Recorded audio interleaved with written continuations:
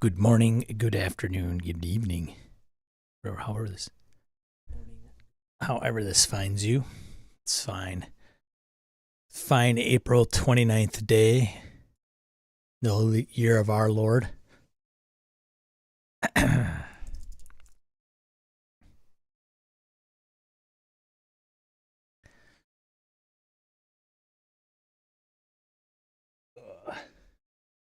Todd Crapper. Boom. Booyah. First guy award today was the Todd Crapper. Roger France. Good to see ya. As you know, I can't stream with dirty glasses. It's bad news. Chris S. There's the trifecta. 1, 2, 3. First, second, third places. Very nice. Good to see you guys. Good to see you.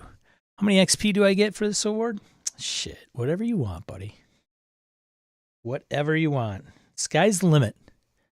But, use it sparingly. Because there may not be more where it comes from. Because I heard D&D, 1D&D is going to get rid of XP. It's going to be a thing of the past. Michael Holland, Kelly Ness, good to see ya. Sounds like we're off to a good start today. Oh my goodness, man, oh man. Tweeted this out a few weeks ago. I've been putting people on the moon. Sent drones to Mars. Or rovers to Mars. But we can't find a way to keep my frickin' glasses clean. Harrigan, good to see ya. Good evening. Where the hell are you?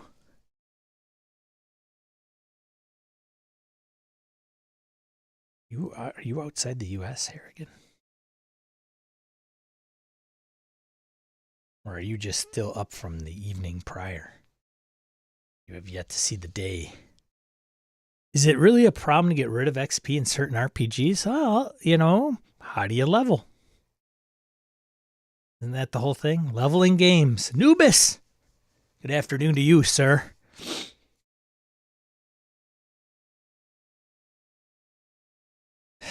I don't have a question. I gotta find a question. I am ill prepared. But why would that surprise you? Still in Colorado, just shaking things up. Oh, keeping me on my toes, making sure I know what time of day it is. I got it. You, Tad. Good to see ya. I've taken my chat and I've expanded it. I've zoomed in. Now it's easier to read. It's amazing. Technology. It's crazy. It's so crazy. Todd Crapper. Sean's question of the week is, what should my question of the week be? Oh, that's... Whoa.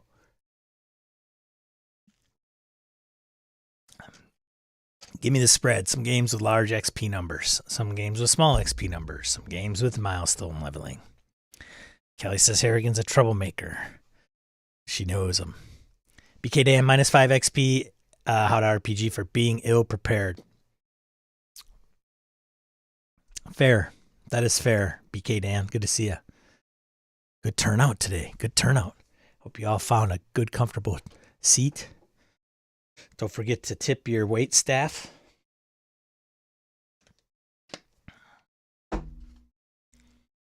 I stopped by the donut shop today. It's terrible. I'm a terrible person. And then, of course, I'm washing it down with this. It's just terrible. It's terrible. I'm a bad person. But I bring it up because I might try. I'm thinking of trying a different diet, just temporarily, like a week maybe. I thought 2 weeks, but I'm thinking I might not even be able to get through 3 days, much less 2 weeks. So I might shoot for a week. It's gonna be probably paleo is the polite way of putting it, but I call it the killed or grown diet. Or so if you can't kill it or you can't grow it, you can't eat it. We'll see. Updates to come. It's going to be a lot of, I don't know, steak, eggs, and veggies, I guess. I don't know. So food. Tad. So food. Well, pasta, bread. That's not grown. Can't grow bread. Can't grow pasta. But you killed that donut. You are a troublemaker today, but yes, I did. Harrigan, judge me. Come suffer on keto with me. I'll tell you what, though, I've seen people do keto. It takes, I mean, I don't think it's, I'm not a diet. Hey, surprise, I'm not a dietitian or a nutritionist, but I can play one in an RPG. I've seen people do the keto, man, and it does the trick. Then I applaud anybody who has the discipline to do any of that stuff, because at least the American way is just to cheaper, faster, crappier. It's just it used to be a status symbol to be a little chunky back in the days, right? Rembrandt paintings come to mind, right? Kings, queens. You got money, you could eat the good food or buy enough of it. And you didn't have to hunt, fish, gather the berries, if you will. So, but now it's kind of flipped, I think. I think the more money you have, not always, of course, but economics. You know, some would say, well, if you have more money, you may be able to exercise more often. I don't know if that's necessarily true. I don't think it's a 1-to-1 ratio by any means, but they may have more resources to be able to address some of the shortcomings that some people might not have economically. Where am I going with this? Anyways, I ate 3 donuts and I'm drinking a vanilla Coke. So, suck it, diabetes.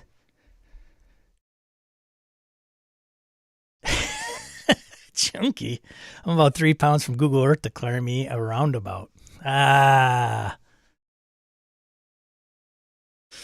Orcus Dorcas, good to see ya. Well, again, if it is something you have been enjoying and come to expect in a game you've been playing for some time, then yes, it does matter to them.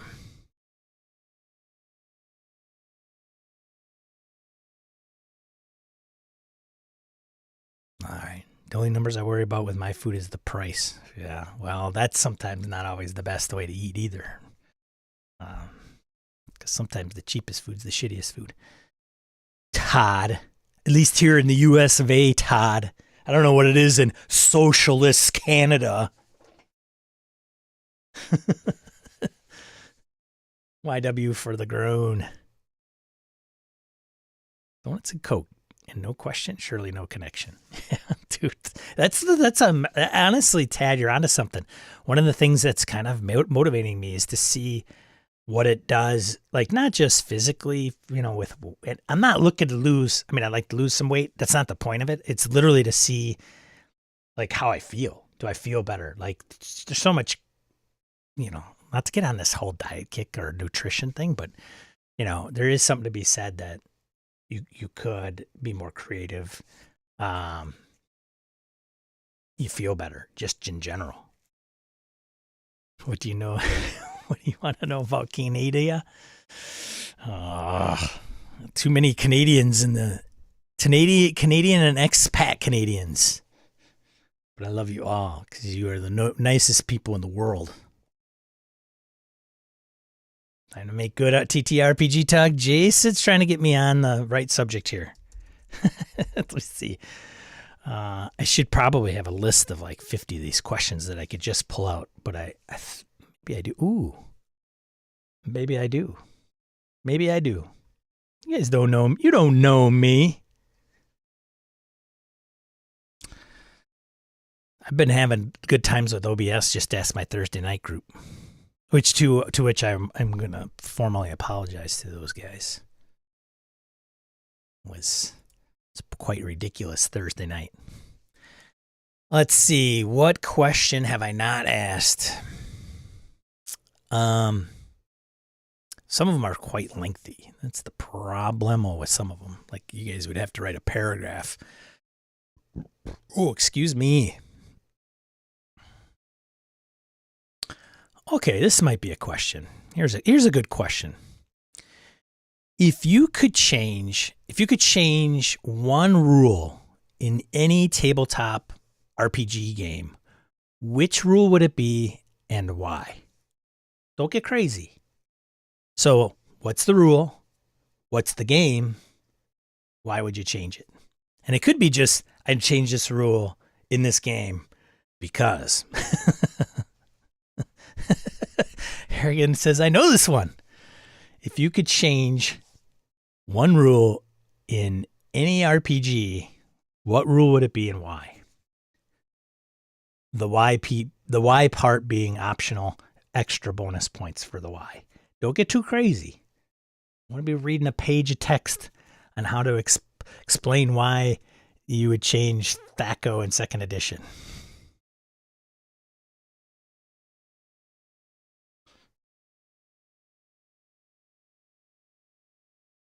This is the only RPG shirt I got from anybody as a family member. This is the one I was talking about I got. There you go. Just one? Ted knows Harrigan. Many people, Harrigan is popular. Look at everybody think.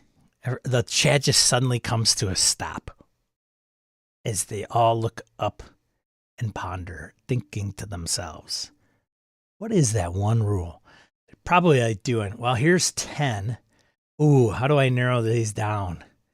And the system. Oh, they're all different systems. Hey, no one wants to go first. This is your personal choice. If somebody doesn't agree, that's okay. Because they're not playing your game. So what? Right? So what? Who cares?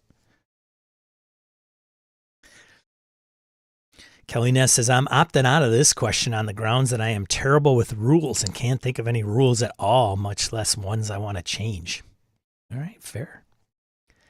Chris S says, get rid of the big number little modifier in AD&D. Just make them modifiers. But you wouldn't you would not have a table that has the big number and the little number. That is at the root of D&D, sir. You might as well just make it PBTA then. Caverna! Good to see you. Caverna Dolekis. Hello, first time. Would change several rules in several systems. Ah, wouldn't you? But only one, sir, madam, they.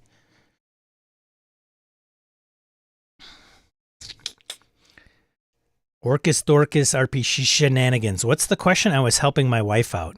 Oh, 2 demerits to Orcus, please. I can't stand that way things are put together. Orcus Dorcas, if you could change one rule in any RPG, what is the rule? What is the RPG? And why? Caverna, thanks for showing up. I would definitely change the way that magic works in D&D. Since the 90s, I could not accept that the mage just forgot the spell after casting it.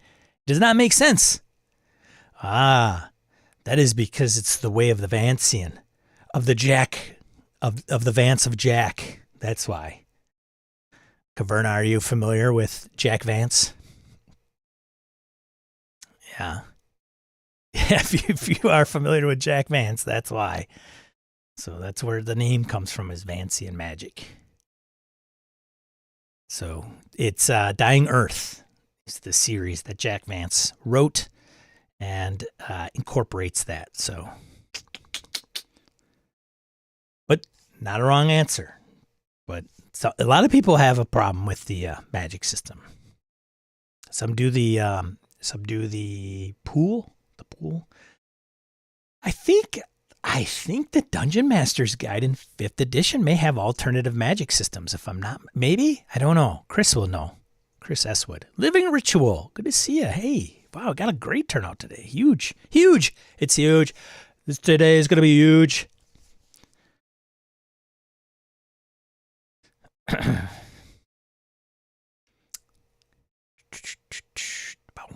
Living Ritual says remove classes. Ooh, remove classes. So I would have to assume that Living Ritual is talking about a classed type RPG. There's some classless systems out there. Give a try. Some of the more generic ones, like some tend not to have classes, but they kind of mix it in and like, oh, but it's an archetype. So if you want true classless, I mean, somebody might have some suggestions, but GURPS is that way. Anything that's like a point buy type of system to put your character together usually falls into that. There's not a ton of true classless RPGs as far as I know. What are you talking about, Sean? Drive-thru's full of them. Gabe Dibbing going esoteric on y'all against the Dark Master. What? Spending a drive point moves success up one category on the table. What? So is that one you would remove, Gabe? Chris says it's not my favorite magic system, but it's not terrible. Orcus Dorcas, the chase system in Call of Cthulhu, it's clunky as hell. As fur. In fact, most chase systems are. Anyone have a suggestion for better chase mechanics? Go with what makes sense. Chase, interval, any success allows the other group to gain on the other. We just did this at Star Wars Thursday night to meh success. But I think chase mechanics are tough for sure. Skill check, whatever. An obstacle, skill check. Does the obstacle play a role in the catching up or not? My best advice is if you don't know the chase rule, shit can it and just like picture it. I'm going to have you do this. Don't strain yourself too much on Jack Vance. The writing is below average. BK Dan, yes, how to RPG. DMG 5e has alternate rules for spellcasting. It has pool points. Yeah, see? Look there. Thank you, BK Dan. Roger French says if you want something truly classless, stick around here. Hey-oh. Boom, boom. Tsh. You guys are ducking the question. Come on now. Todd Crapper says, or Murder Hobo says, Savage Worlds, classless. Okay. Yes, it is. You're right. Todd Crapper, honestly, my answer is just answering for the sake of answering. Considering I've almost never run a game as written, changing rules is par for the course. Fair. Harrigan, Knave, Barbarians of Lemuria, Savage Worlds, Fate, tons of classless systems. See, there you go. I knew he would chime in. And I say, and those may be true. I don't know Knave. I don't know Barbarians of Lemuria. Savage Worlds, I don't know why I didn't think so. I think sometimes I think of it and go, oh, aren't there archetypes? But no, there aren't. Cortex, Fate, Call of Cthulhu, all classless. Call of Cthulhu? What? See, okay, fair. I think what we're starting to get into the weeds of, and what I'm like thinking of as classless, if you say, does it have a class? As in, a chapter says class, here are the list of classes. To me, archetypes start getting into that space. Like if they say, who are you? What are you playing? And you go, I'm a mechanic, I'm an engineer, I'm a pilot. Then I think we're just getting into semantics. And I think this is going to turn into something crazy, I think. But I think that's, if you were to say in GURPS, what are you playing? What you would convey is more to the description of the character than a class, because you would just say, well, then it's a concept. I'm playing a medic, doctor type. I'm playing an engineer type, because it's not an engineer that you picked, or it's not an archetype that you picked. And in that archetype, there are things that you get. And I think there's a lot of games that have that. So I would lump those into class games with classes. Just saying.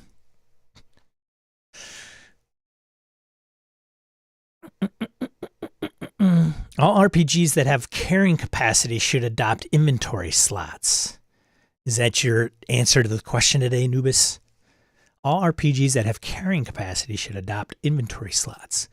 So Nubis is out to tackle the encumbrance and loadout of characters. BK Dan, Sean, Vampire the Masquerade LARP has a classless system, just clan instead of class. Okay, all right. I knew you guys would come up with something. Don't get me wrong. Smart bunch. Don't hang around with you guys because you're good looking or anything. I'm just saying. Orcus Dorcas, you want excellent Vance? Just jumped to Kugel Saga. Interesting. Kugel Saga. Chris says I'll have to read that. Todd Crapper agreed. Chase mechanics tend to be wonky in a lot of games. There's a lot of tea leaves to read there. Caverna. Savage Worlds has a good chase mechanic that uses a deck of playing cards. Chris says I answered it. You said only one. Yeah, no, that's fine. Chris, you're an overachiever, buddy. Wayne says if 5.5e would stop all hit die progression at 10th level, maybe 8th, it would make fixing high-level play so much easier. All right, so there's Wayne's, I'm thinking. Living Ritual says, yeah, I think archetypes are classes. Yeah, I mean, I think it's just a way different. It's just another box, that's all. Remove the box. Tad, binary check results are not really narratively satisfying at the table for me. I really like a system with partial failure, success with complications, etc. All right. Caverna says, archetypes are not classes. Usually you don't need to stick to an archetype to play. They are more general roles that can be useful for people that are not familiar to the system. Sure, maybe, fair. But it depends on the game, I think, right? I think, Caverna, if you are in 5e mode, then I'm going to be a little lost. I only say that because if that's the point of reference, fair. But I think I'm referring to like RPGs in general. Just so I'm a little bit more on the same page. Orcus Dorcas says, yeah, but most archetypes are just to give you foundation to work with. You aren't beholden to them. He agrees, obviously. You aren't beholden to them as you are with classes and modify as you see fit. Again, I'm going to say it depends on the game, yo. And Converta says, at least in my opinion. Fair. Jason Weitzel, grappling, any system. Boom. Nubis, for me, the difference between class and archetype is the flexibility. Classes have a fixes progression. Archetypes have areas of proficiency, but don't spell it out, so not as rigid. BK Dan. Sean, I'd change spellcasting for mages in 2E D&D to where you could regain some spellcasting after a few hours of down, as if ported from 5E D&D arcane recovery because it makes more sense. All right, BK. Fair enough. Look at that. He lists the rule, he lists the system, and he lists why. Bonus points for BK Dan.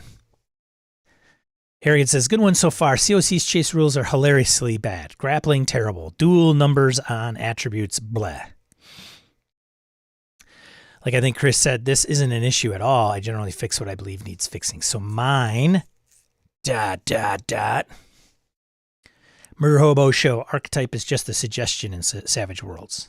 Oh, okay, fair. Okay, got it. I should know Savage Worlds better since it's the game I'm going to be taking to the deserted island. But then I'll have plenty of time to read it, so I guess I don't need to know it right now. Chris, I'll withdraw my Call of Cthulhu from classes since occupations are close enough. There you go. There you go. Andy Hall. Well, what's up, stranger? How you doing? In RQ, which I'm going to go out on a limb and say, Rune Quest, You had your parents' occupation, but then your character developed in any way. All right, all right. Andy Hall, question of the day. What system would you change? What rule would you change? In what system and why?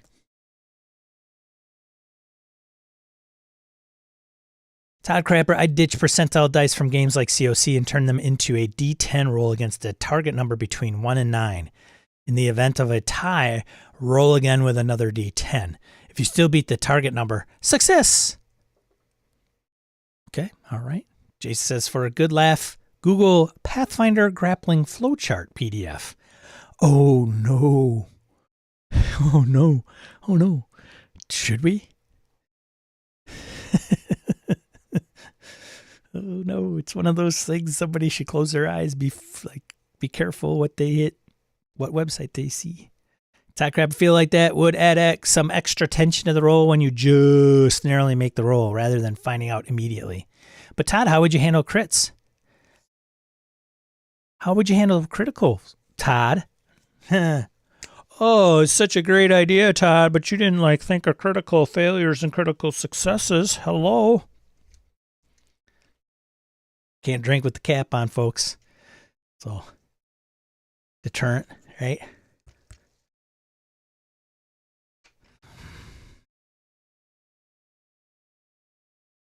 See, BK Dan, yay, bonus points for you. You betcha, buddy.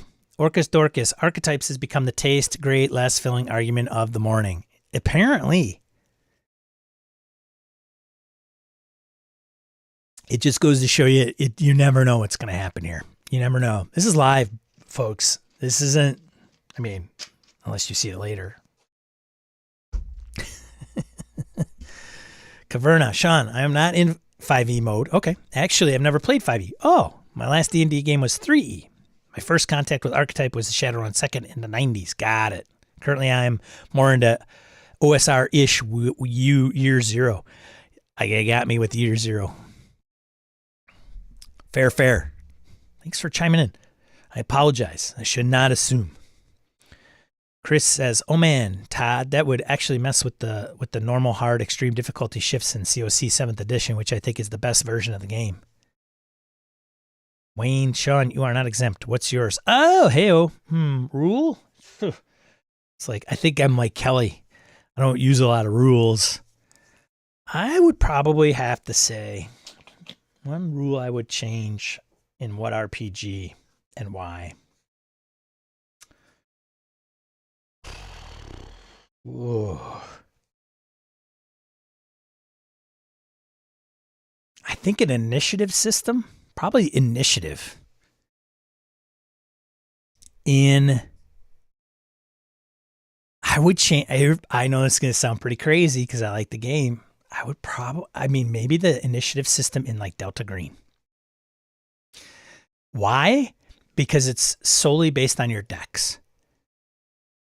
It's always static. So if you have a party of 3 people and all 3 people are in the same room, and if there's going to be everybody wants to act on the same thing, so to speak, highest dex wins. Which is fine and makes it relatively easy, but then I don't know. It just seems very not dynamic. But I do understand the rationale. There are probably worse rules. Throw grappling in there if you want just the default. I'm trying to get a little bit more out of everybody else's. That'd be kind of one that's always kind of weird. I think Call of Cthulhu have the same one. I think maybe. There isn't a rolling for initiative sometimes can be weird. I don't. Although, we're gonna get into initiative, aren't we? I don't know. Anyways, maybe probably the death saves in 5th edition. Maybe. I got a few. There's just 2 that just come to mind just like that. Harrigan says Fate, Core, and Condense. The number of stress boxes a PC has, physical and mental, is tied to skill ratings, physique and will. Having a derived stat value is utterly against the original design principles, and fudge and even early fate. They need to go. Harrigan. Sincerely, Harrigan. Chris S., for every edition that came out before that, I'd agree with you, Todd. Okay, he's talking to Todd. Chris talking to Harrigan. Chris says, just give me the 6 stress boxes and 3 complications. Andy Hall says, every game, a system aside from Pendragon, is lacking a random childbirth table. More random childbirth rules, please. All right.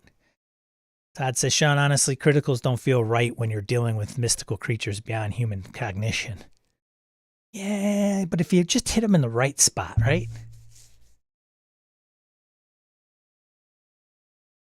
But I hear you. That makes sense. But what if you're going against somebody, like another human? Delta Green's kind of like that, I think, right? Or knowledge. Doesn't have to be combat oriented, Todd. Like, could be just like, hey, I'm searching for knowledge. Give me a roll. You succeed. You kind of get basic knowledge. But what if you critically succeeded on a knowledge check? Ooh. There you go. Tad says, interesting that no one has strong opinions about changing crit rules. I think many would probably have a ton of them if they just sat down and like were reading a book and taking notes of different systems that they've read over the years. So this is a big question, right? Like, geez, first of all, you have to go through like every game that you've read. Then you go through every game you've played and actually witnessed. And then it's like, what rule was it that's been bothering you?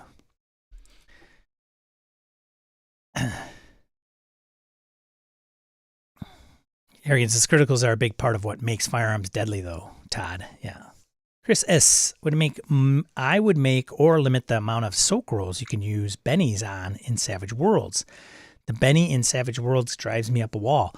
Role play harder or shuffle the deck to get survivability. Oh. Chris says, dumb. PK Dan, rules? We don't need no stick of rules. Is that akin to badges? We don't need no stick of badges, Sean? Yeah, for sure. But you could do crits with the D10, for sure. Orcus says, I like the option of using dex or int in initiative systems. It's not always the quickest that goes first. If we're doing 2, well, hold on. We could spend an hour on this. Shoot, we're already at like 30 minutes. Probably 25. I got the question in late. Nubis, in Mothership, D%, you crit, success or fail. On 11, 22, 33. So the ones are important. Yeah. Well, now in fairness to Todd, he did mention Call of Cthulhu, but. Michael Holland, I want more choices in 5e at level up. I dislike feeling like I am on rails after level 3 for the most part, unless I multi-class. Oh, excuse me. Chris S. Luck and difficulty shifts in Call of Cthulhu 7th edition make the percentile roll make sense. Todd says, well, since initiative is on the table. Oh, no, I didn't say. Anyways, I'd love to see D&D switch to a team-based initiative system. Act like a team, not a bunch of individuals. That's what Star Wars does, Todd. In Fantasy Flight Games, you roll initiative based on your character's vigilance or cool, which is kind of neat because it depends on whether you're paying attention. So if you're paying attention, you roll cool. If you're not, then you roll vigilance. And different characters can roll one or the other. Like you would roll cool, you would roll vigilance. Creates an interesting dynamic because the characters could be better at one or the other. And then you roll, and then based on the success, if you succeed against the opponent, or you have more successes, then that player wins initiative for their team. So it's a slot. So then when it's all done and said, it's like good guys, bad guys. All right, good guy slot. And then the players decide who slides in there at that time. I think that's great. Just saying. Although, I don't know. Somebody might say, but I'm like the slowest person in the world, but I always get to go first.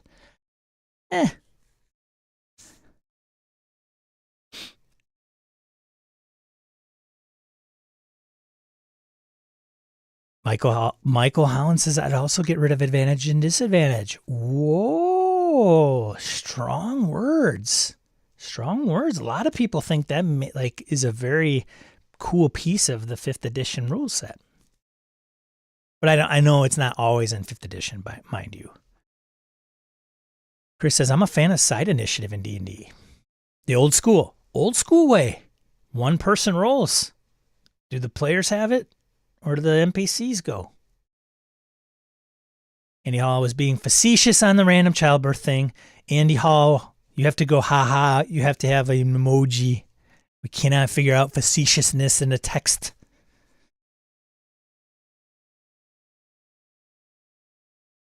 It's like facetious. I'll take Andy Hall seriously at his childbirth table. Why wouldn't we? I don't know. Wayne, end the tyranny of the Dex attribute. Roger, take about half the rules from Cold Shadows. Oh boy. Yikes. Shots fired. Jason, initiative is often the very best mechanic in board games. It's something you bid on, plan for. It becomes a game of chicken with opponents. I agree. Going first should have much more gravitas in RPGs. Arian side and it's cool. But so it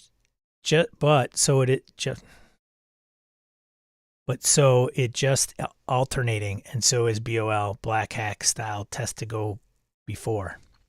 Got it. Flint Fireforge. Holy cow, we got Dragonlance royalty. Good morning. Thanks for joining. Wow. So question, Flint. Start out. I don't know if you've been here before. I don't think so. I don't recognize you, but that's okay. Welcome. So I start usually with the day, the stream with a question. And the question of today is, if you could change one rule in one system, what would be the rule and what would be the system and why? No wrong answers.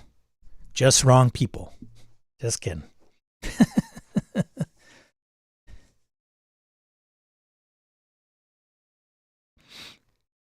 Holland is talking crazy up there. I know, he's out of control.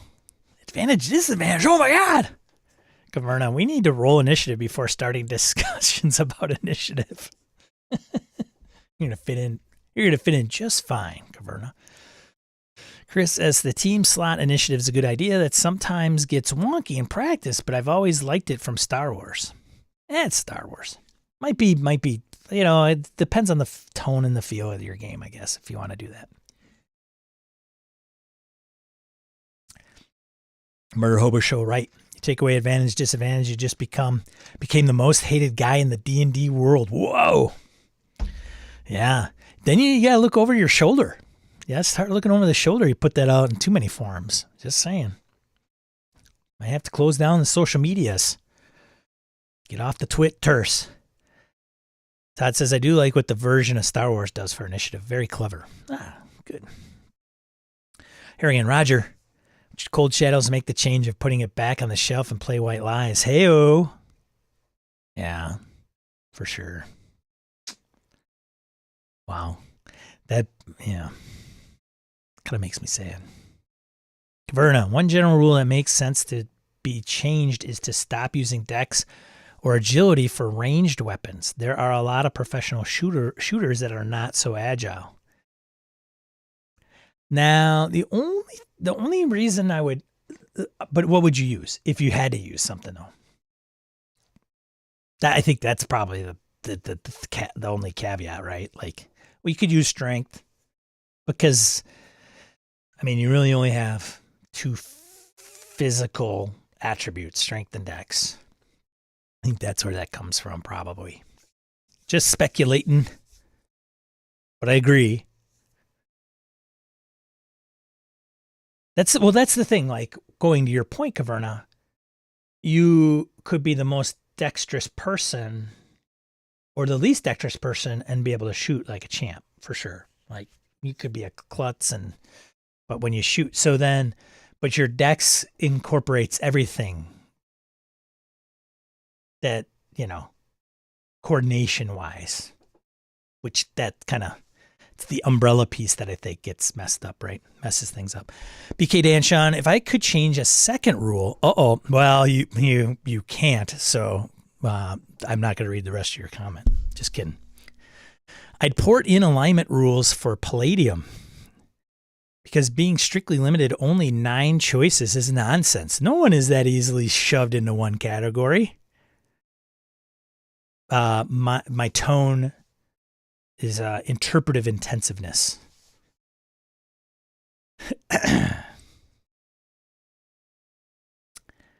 Todd says, agreed, Caverna. Allow the game to change the ability score rolled based on the situation or character build. Yeah, well, I suppose, sure. There's feats for that in some games. Use dex instead of strength for that. Vice versa. Roger says, I would add life path character gen to all systems. Well, there you go. We didn't get to that. Maybe next week we'll talk about what is one rule you would like to implement into one system that isn't, and why. Roger, we already have yours, so just refer to this. Michael says, most hated. LOL, I don't know. WotC is doing a pretty good job of that. Oh, hey-oh. Fair point. Yeah. Living Ritual. I'm playing a game currently where we do side-based initiative. It's really nice, especially if you like to use a little meta play to have the party make a little group plan each round. It is good. All these are very personal, right? Like some people would go, no way, man. But that's okay. Todd, Roger, we used Life Pass to roll our Vason characters, and it was great. Murhobo Show, charisma for shooting. Todd, Popcorn Initiative is an underestimated delight. It seems very simple. Players feel like they can all go first, but then realize they'll get whomped by every NPC at once. And y'all fix the athletic skill and Suede. It's overpowered, not facetious. I'm glad you said not facetious, because now, Andy, we're not sure when you're being serious or not. Caverna, Sean, it's more related to state of mind to shoot instead of a physical attribute. Oh, yeah, okay. Well, you know what? Yes, I did not see that. Got it. Interesting. Yeah. Even when I was in the military, I was like, man, I guess that has never come to my mind. But I guess you're right. Yeah, for sure. Good point. Point taken. Yes. Todd says at Merhobo, here again, lots of games use wisdom or perception for ranged weapons. Got it. Sure. All right. I got to get out more. Merhobo shows Suede is perfect. How dare you?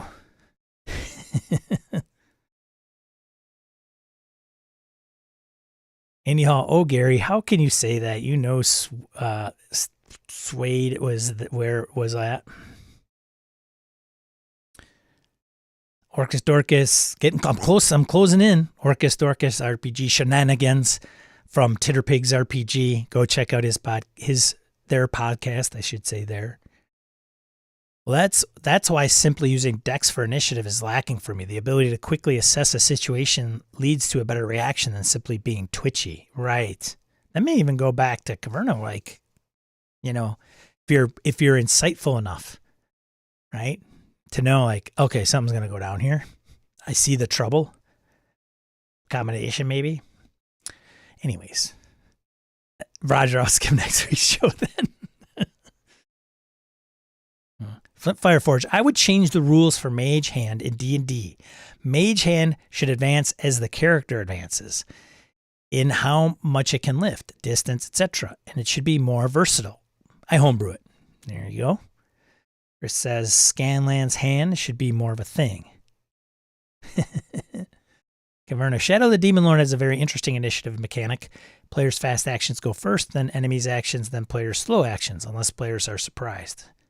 I've never read it. I know a lot of people really dig it. Kevin Keneally, wow, good morning, Kevin. Well. Good to see you, buddy. Morning. I'll catch up most of the stream later, but I wanted to stop in and say hi before a kiddo soccer game. Hey, appreciate it, buddy.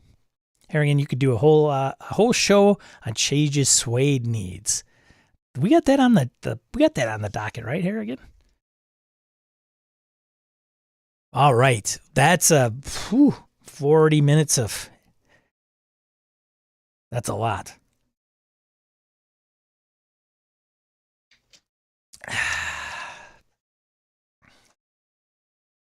Suede changes. Oh man, now I'm starting to hyperventilate. I thought Suede was good. Like this is the third or fourth iteration of Savage Worlds, right? It's got. I mean, I thought they fixed some things. It just goes to show you, no matter what whatever, like, hey, here's the game. Oh, these are things that don't work. All right, next game, fix those things.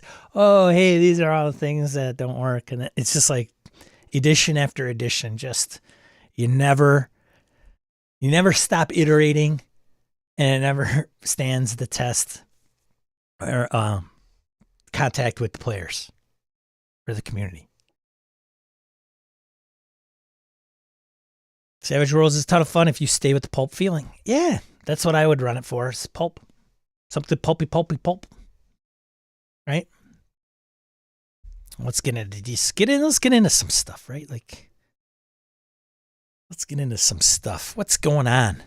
What is going on in RPGs this past week? Well, I don't know. Let's bring up some stuff then, shall we? 1 week ago,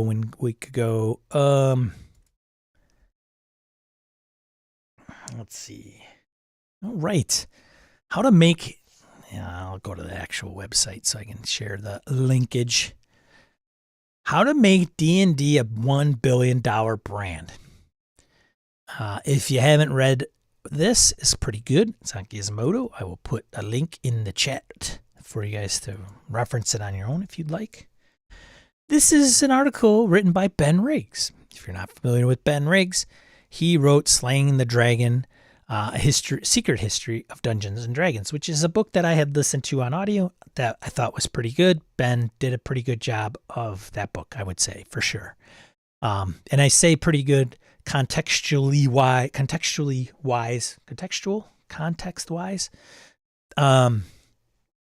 English is hard. Because I think he genuinely wanted many of the truth and facts to come out and not just be a puff piece of, yes, TSR eventually went bankrupt and it was bad. But Gary was such a great, what is going on here? Get out of here. So, I mean, he even wanted to talk to Lorraine. Lorraine's name escapes me. Williams. Somebody's typing in there frantically.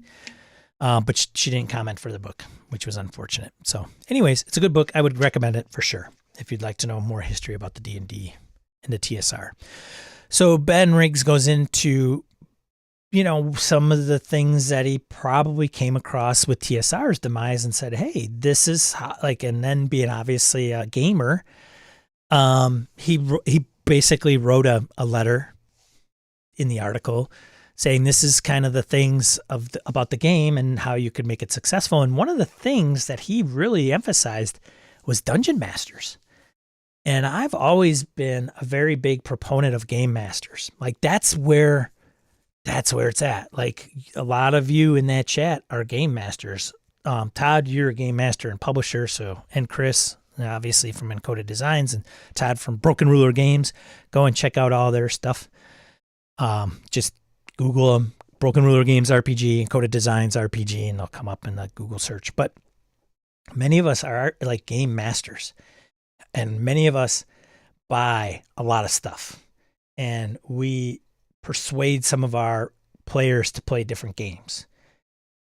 And it goes into a little bit of that. So I thought that was kind of cool, right?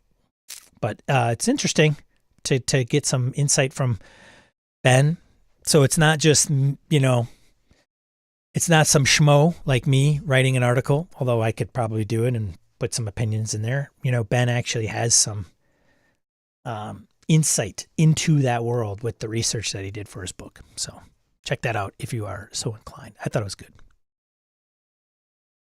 Let's see. Next, what else?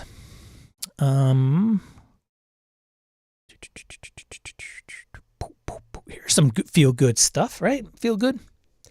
Ooh, excuse me. Some feel good.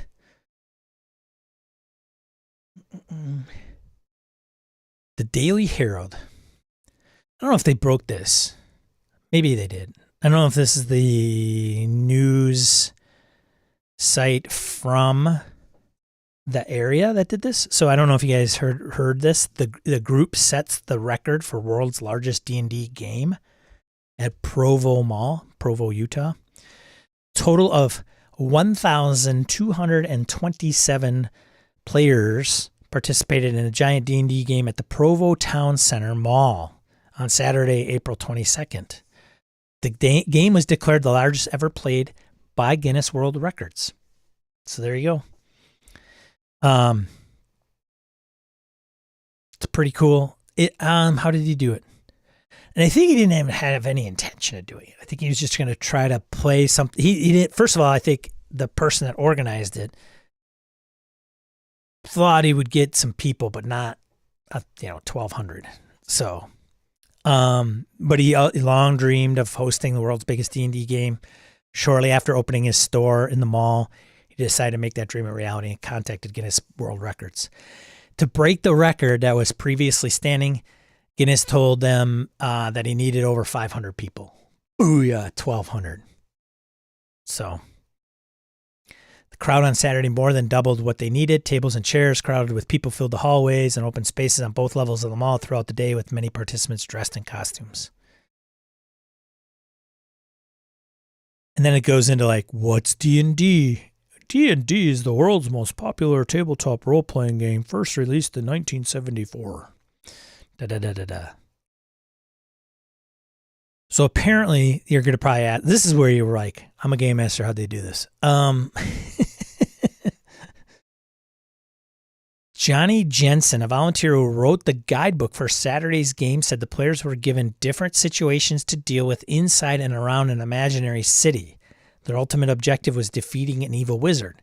As the game was played, a system of runners communicated information between each table and its dungeon master, along with the game's overall dungeon master. So it's like a huge interactive, right? When I heard about this, I knew I had to be a part of it. And Jensen said, so that's how they did it.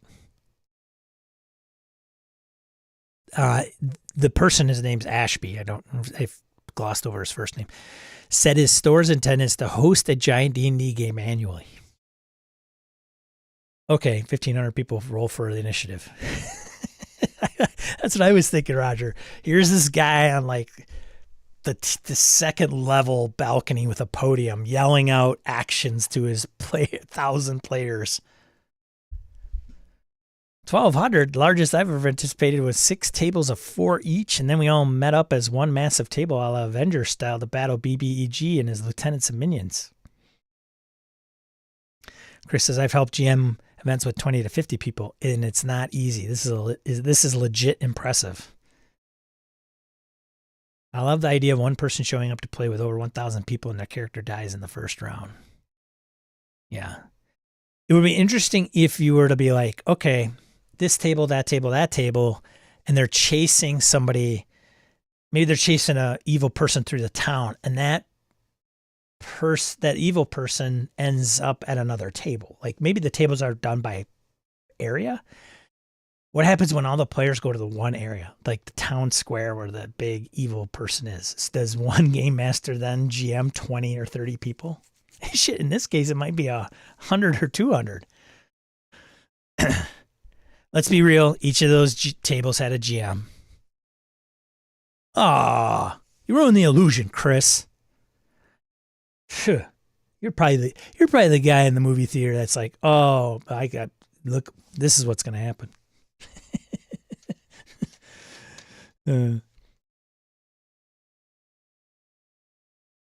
Yeah, that is how those events work. Come on, murder hobo. Boy, woo.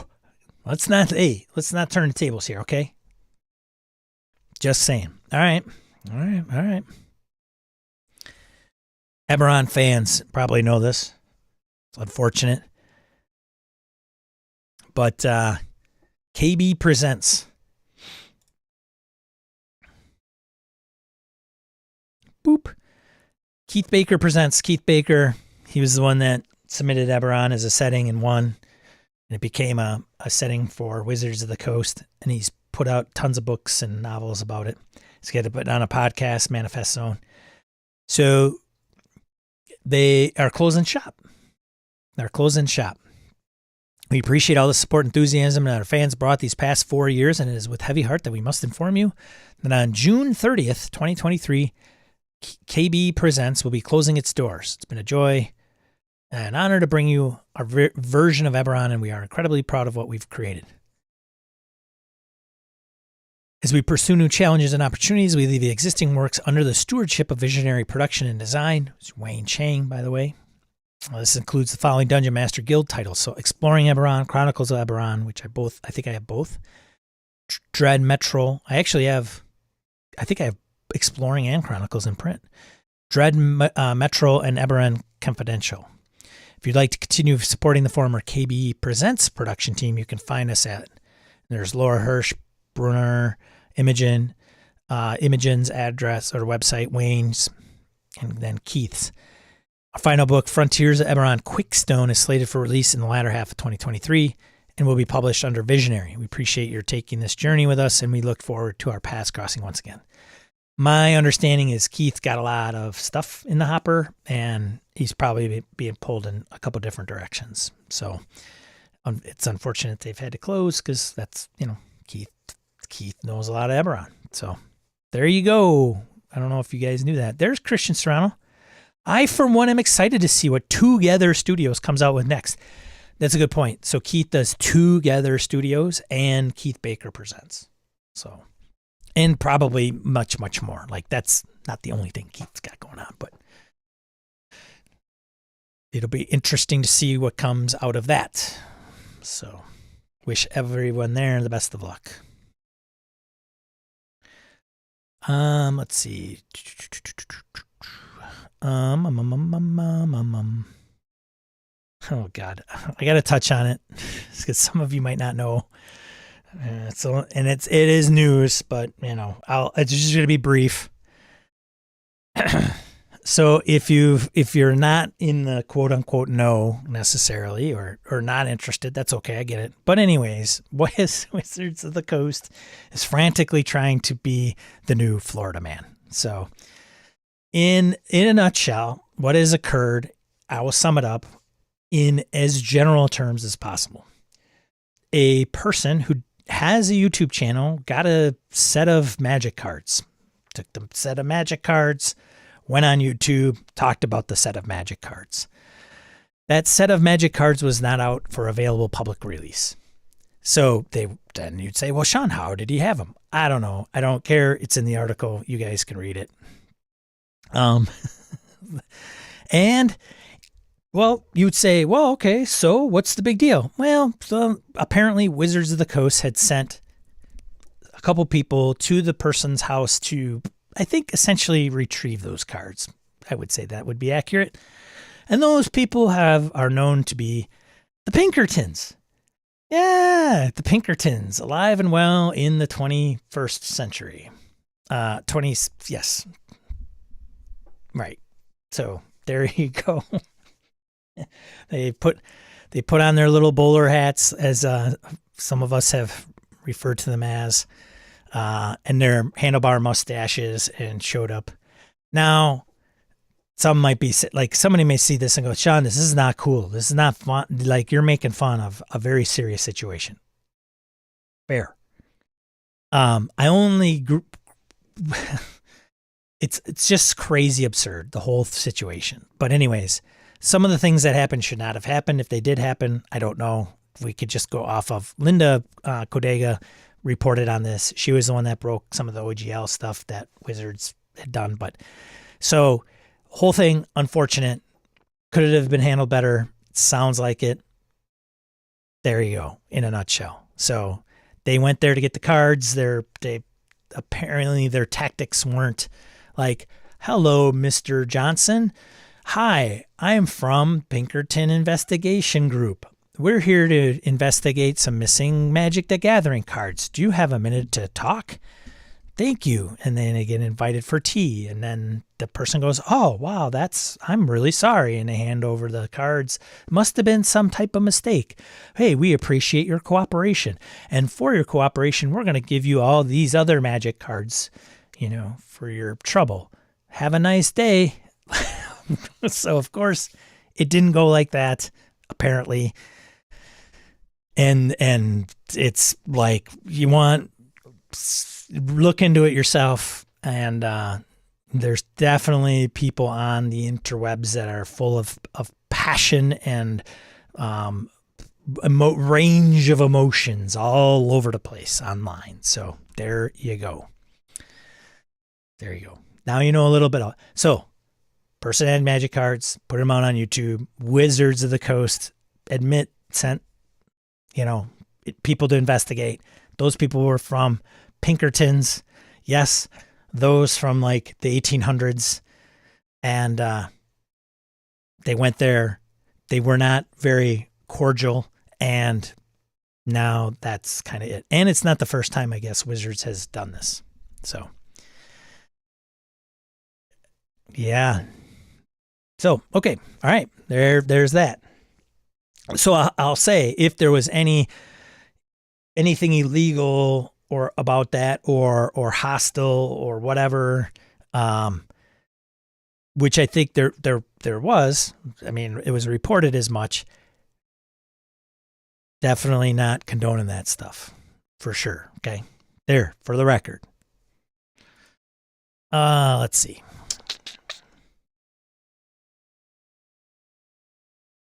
No. That's why they call me Mr. Pinker Train. That's why they call me Mr. Pinker Train.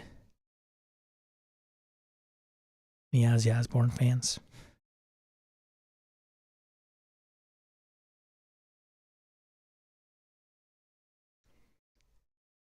Some sweeties, little girl. All right, so I thought this was interesting. This came out on the 26th. Andrew Girdwood at Geek Native. The Satan Thing versus the Creator Gygax Initiative. Why no Gygax statue in Lake Geneva? Not too far from home. So, in a subscriber article, the Chicago Tribune asked people why there isn't a Gary Gygax or even a D&D statue in Lake Geneva. D&D was invented there. So this is interesting. Elegantly, the Tribune explains why they're doing the story now, and it's not just because D&D turns 50 next year. No, of course not. But anyways, this is a story about how we choose to recognize a cultural legacy in bold letters there. That's why they're doing it, particularly when the legacy is not that of a soldier, politician, activist, or wizard of more accepted classical arts. Call me so Luke Gygax's quote, call me biased because he's my dad, but I don't know another figure from Lake Geneva who has had much impact beyond Lake Geneva as my dad. You should drive into Lake Geneva and there should be a sign at least saying Lake Geneva, home of Dungeons and Dragons. Someone in local government should be arguing for this. Hopefully the 50th anniversary will help. He says, does the investigation disagree? No, and notes he's not wrong. So why no statue? Goes into some detail. Did I put in the link? I didn't put in the link. Well, hold on a second. I'll put in the link. So there, and for those, this is a whole nother saga too that would take a while to unravel. But you have Gail Gygax, widow of Gary.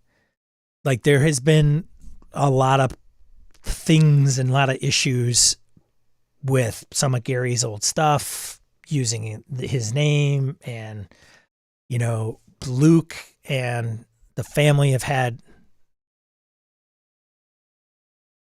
things to deal with in that. There was talks of a will, there was talks of another will, so which one is valid? And Luke was recently in Lake Geneva to address some of this in court. Like there was a court date. And I don't know if that's in this article, honestly, all the way. But Gail was the one that was overseeing the Gygax Memorial. There was like tons of fundraising. I actually have a picture with Gail at Gen Con of me buying a book where the proceeds would go to the Gary Gygax Memorial. That was like 2011 maybe. It's still not in place. So then there's like, where are the funds? What happened to that? It's a mess. And another unfortunate thing. But anyways, they did this article. I thought it was interesting because of the whole dealio. See you, Todd. So John Peterson, author of the Game Wizards. So if you don't know who John Peterson, he's done Game Wizards, the Epic Battle for Dungeons and Dragons. He's written Playing at the World. He's a very solid academic researcher and RPG historian, as they mentioned. And he says this. So he says spends a lot of time explaining, blah, blah. At one point, Peterson reminds, the Satan thing began in 1979 with a student at Michigan State who disappeared, presumably in tunnels under campus. For those of us that know this, it's how like the Satanic Panic came about. So this article is like, why isn't there one? And is it around the Satanic Panic? So that seems to be bubbling up throughout this article. Ben Riggs was quoted, I think for one, the Satanic Panic still lingers in a way. In general, ask people around Lake Geneva what they think of the game, and a lot of them act like you're pointing to a bug under a rock. There's a sense of shame about it in many ways. This new movie is a Wisconsin product, but I find that Wisconsin is like, what do you mean? It's not cheese or beer or sausage. Having said that, I also think that their lack of understanding of D&D makes some sense. I don't know what movie he's talking about. I don't know if he's talking about the documentary or the big D&D movie. I don't know. Yeah. So, via the Chicago Tribune. I probably should just pull up the Chicago Tribune article.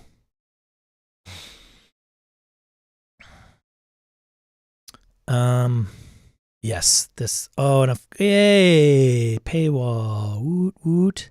I will link it so that if you pay for Chicago Tribune, you can get access to it. But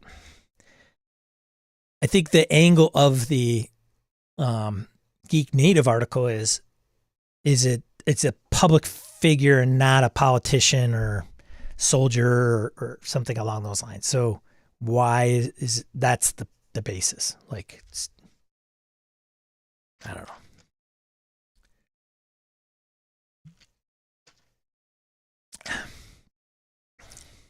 Prenzlau, good to see you, man. How you been, buddy? Prenzlau, one of my first DMs is in the chat. Good to see you. Wow, what a day.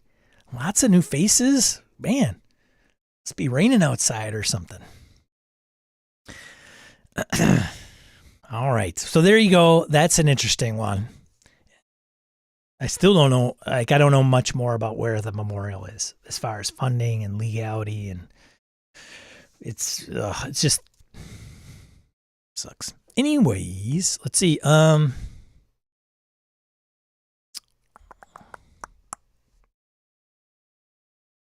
What to say next? It's all right, man. You don't have to say anything. Booyah. All right, so Polygon D&D 5th edition will live on in Project Black Flag, and the Vineyard leads the way. So for those of you worried about playing 5th edition,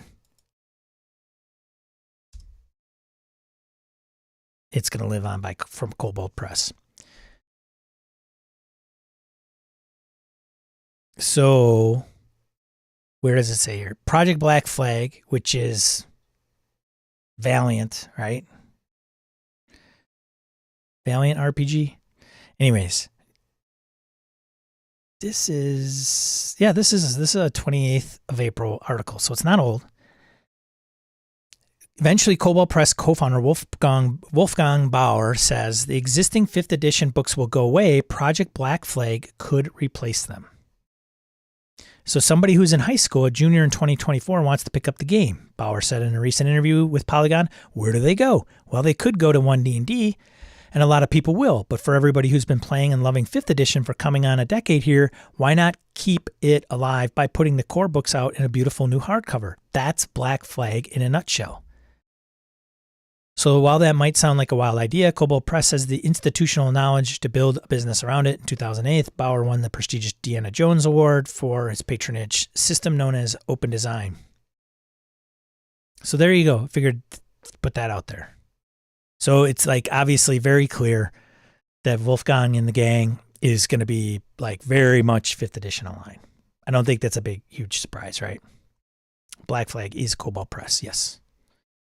Yep. There you go. Any questions? Tales of the Valiant. Thank you, Chris. God, I can't keep all this straight. What else did I want to capitalize on here? Pathfinder to drop alignment and ability scores? What? That's crazy talk. What are they doing over there at Paizo? Are they lost their minds? Well, let's see. We'll get through some of these quick, shall we?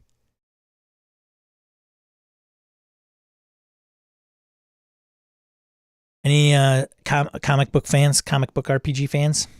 You guys might know about this. Green Ronin to release Valiant Adventures RPG. I did not know about Valiant Adventures until this came out, but I'm also not a big comic book person.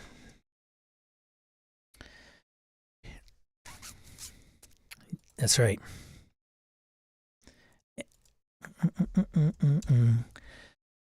Green Ronin Publishing announced today, which will be April 24, 2023, that it had signed a licensing agreement with DMG Entertainment and Valiant Entertainment and will be publishing the Valiant Adventures role-playing game in 2024. The game is based on Green Ronin's popular and award-winning Mutants and Masterminds RPG. There you go. So if you are a fan of Mutants and Masterminds, hey. If you're a fan of Valiant, hey. If you are a fan of neither, not for you. Who said they were in Connecticut and it was raining? BK, I think you are right. So it's raining here and at my cousin's house. Good to know. BK the Insider, I started playing after Satanic Panic. Started in 81. Did it start earlier than 81? Or was it 80? 1980? I don't remember.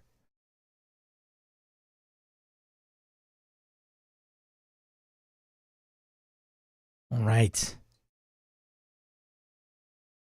Chris says, all that stuff works pretty well together as it is. Advanced 5e stuff works inside the 5e ecosystem as does the Adventures and Middle Earth stuff, ironically, with very little work, if at all. Christian Serrano, good to see you.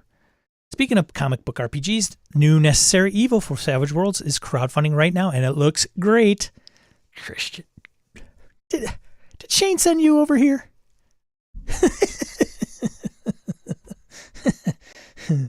Too funny. All right, let's see. Let's get into Pathfinder 2nd Edition, new core book. Ripping out the OGL stuff. It's going to be revised, new covers. Let's get into something that I appreciate, shall we? Make it personal. Where is it? It's got to be here somewhere. You know, can you guess what it's coming? Can you guess? Y'all know what's coming, don't you? Yeah, the panic really hit here in late 80, early 81. We were a no-name town of 15K population. There's a bug crawling on my wall? Where, man? What? You got me all paranoid. Bam. Bam, bam, bam. As your local shill for Free League, because everybody's playing it, and Year Zero engine or anything Free League. You are obviously in the cool house. I'm just saying. So, Building Better Worlds for the Alien RPG announced. Pre-orders, you can get it. Full disclosure, I did because, well, Free League. Shill gonna shill, right? No shame, right? We all have our faves. Till they're not. Airless moons, circle swirling gas giants eager to be transformed into tomorrow's paradise. Dark ancient mysteries wait to be unearthed beneath a millennium of debris. Searing solar flares boil your flesh and blacken your bones as you harness their power to light 100 worlds. Long-lost mysteries lie entombed in the frozen hearts of icy comets. Unstable tectonic plates shift to drown iridium mines and scalding lava. Look at this. Yeah.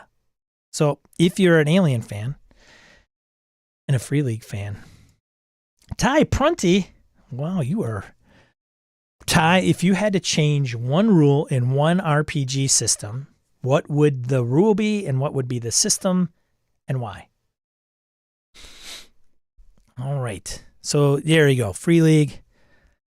I've yet to play Alien. Starting to get that up a little bit in my inventory and not playing it. That's got to be. I think I'm going to run it for Gamehole Con. I think Gamehole Con is going to be Sean running Free League games, which is not wholly unusual from last year, which was Forbidden Lands and Blade Runner. So maybe.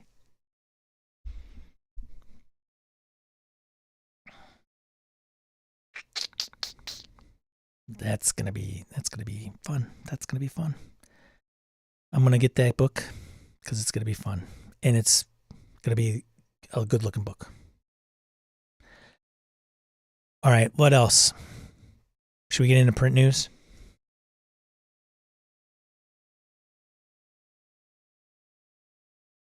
There's always, like, after the fact, there's usually one article I missed that I would have wanted to bring to your guys' attention. I think I covered most of them today, though. In the core things of what's going on. Yeah, that is today's question, Christian.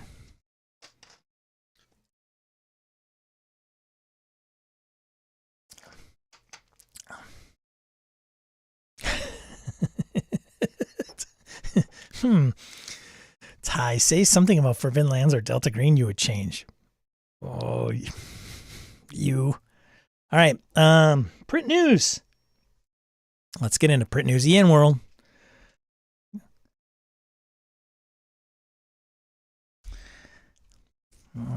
Everyday Heroes. We went over this before when the company got together with all of the Evil Genius Game Company came together with all their properties that they are able to license and put out stuff for. This is the folks like Jeff Grubb's involved. And it was like their take on D&D D20 Modern, right? That's where the company's roots stem from, and what they're doing, and their product line is really kind of catered to. So they're Everyday Heroes, Game Master Screen, Escape from New York, and The Crow.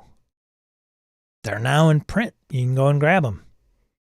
Which I gotta say, given like the amount of stuff that they were talking about and put out and said, hey, we're Everyday Heroes. We just formed this company. Here's the members.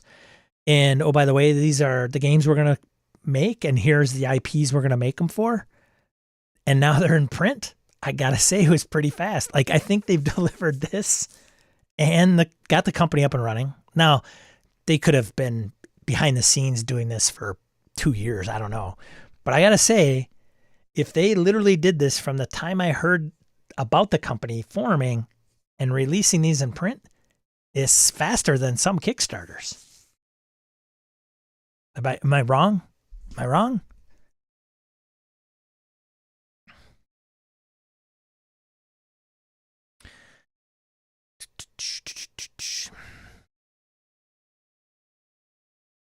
So, Everyday Heroes is a modern day role-playing system based on D20 Modern.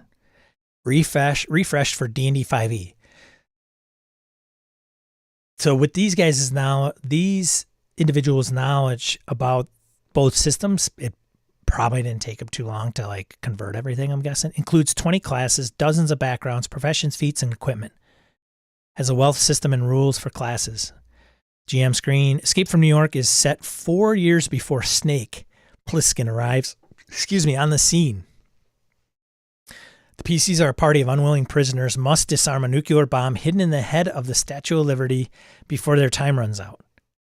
It includes an adventure and new mechanics. In The Crow, the PCs had their deaths orchestrated by the evil mastermind V, who is forcing the return of the Crow to bring her twin sister back to life.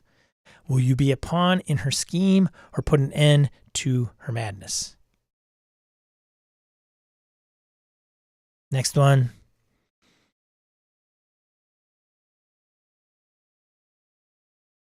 Beware the Green Rage. Dungeon Adventures, Curse of the Vampire. These are by Mantic. 5th edition. Box sets with unpainted and pre-assembled miniatures. Miniatures. Next one, Deadly Delves, Reign of Ruin. 7th level adventure for Pathfinder by John Brazier. For $20.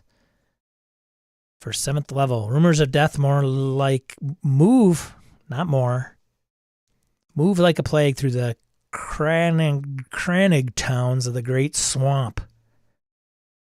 Of ranger patrols mysteriously disappearing on routine scouting missions, of a winged shadow that blots out the midday sun, and of entire villages slaughtered, their homes left burning, and the victims' flesh melted from their bones. Ew. Exalted Funeral. Primal Belief. In the Cave of Our People. Softcover supplements $5 and $10. Bucks, $10 respectably.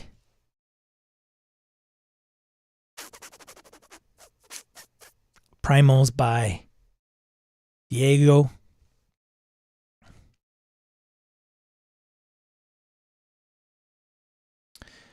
So Primal Belief covers paleo-faiths and proto-religions through primitive esoteric rituals, ancient animism, prehistoric shamans, and the forgotten deities that made them thrive.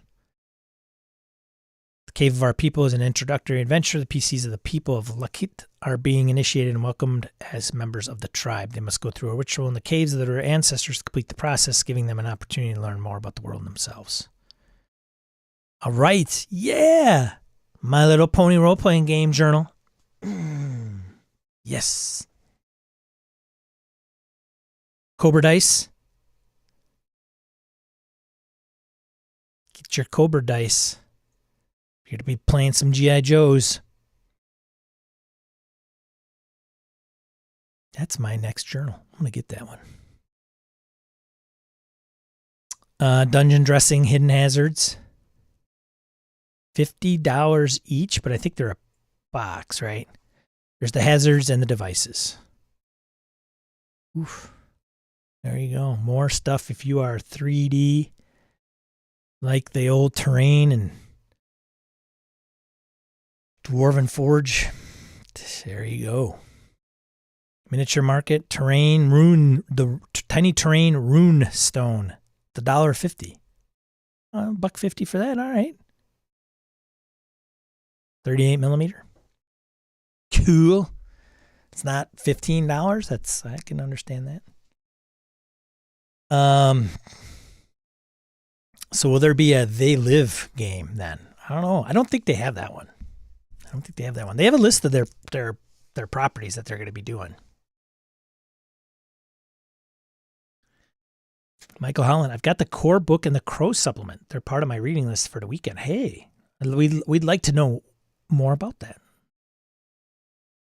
A Kodakin.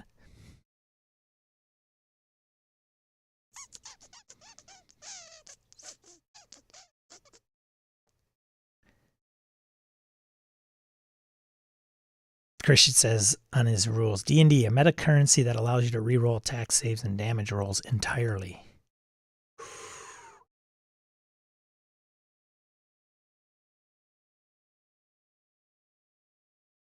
So it looks like a huge cash grab. Ty says, Sean, you know, because of the algorithm, it's going to choose things that are D&D, and like for you, you're not going to see a lot of the other game systems that are out there. That's not true. Well, true to some degree, Ty, but I'll leave it up to you, man. Let me know about news, like news that is involved with other games. EN World is definitely a D20 Ben, right? They have always been. That's, I don't think that's any secret. Let's see. Crowdfunding news. What I want to do, it'd be nice, because I don't know how many of these guys put out, I say these guys as in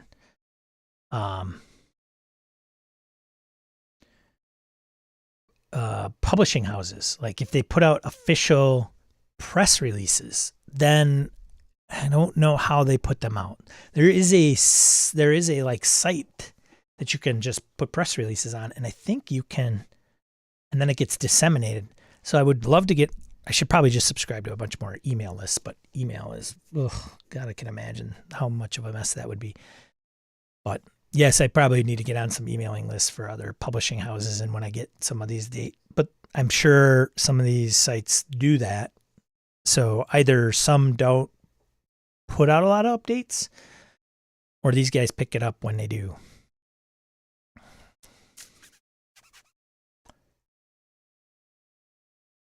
We need the thing you will change in RPGs. Yeah, where is that?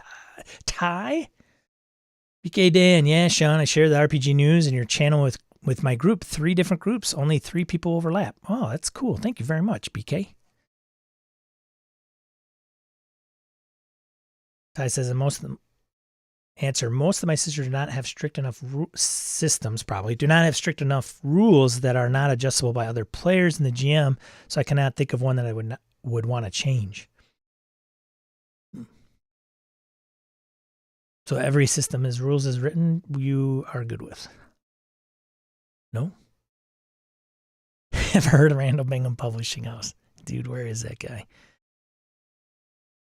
InnoReader has a newsletter subscription feature to keep your inbox clean. I will I had InnoReader. I think it was because of you, Christian. I had InnoReader, and then I don't have InnoReader. It just got beat like it was too crazy. It's a Sean thing, obviously. Read through each newsletter like an RSS feed. Yeah. Okay, fair. Let's get into crowdfunding news, right? Now, I go off of EN World because it's kind of consolidated there, but some of these are only in their last week. So if something's really great in a Kickstarter and it's only been out there for 1 or 2 weeks on a 30-day campaign, then it's probably not going to show up here. But that's okay. If you have a Kickstarter and it's not going to be covered here, just put it in the chat and I'll, Google it and bring it up. First one, Wild Sea Storm and Root from MythWorks. So this system is Wild Sea system. $64 is the average pledge or most popular pledge. The world fell to nature. Fantasy jungle engulfed a technologically advanced world. Chainsaw-driven ships cut through this world, connecting the outposts of sentient life, be it human, fungi, or insectoid. You play those wild sailors that keep the world going. See, first expansion to Wild Sea.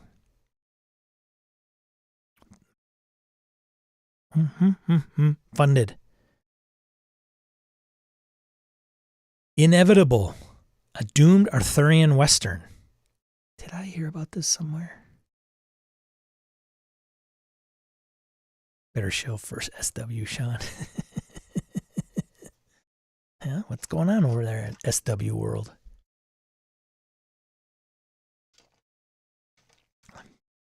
SW. Hey, I had to mention Savage Worlds last week in Sigil. Inevitable, a doomed Arthurian Western. An original system core rulebook, £40. 40 British UK pounds. So there's that.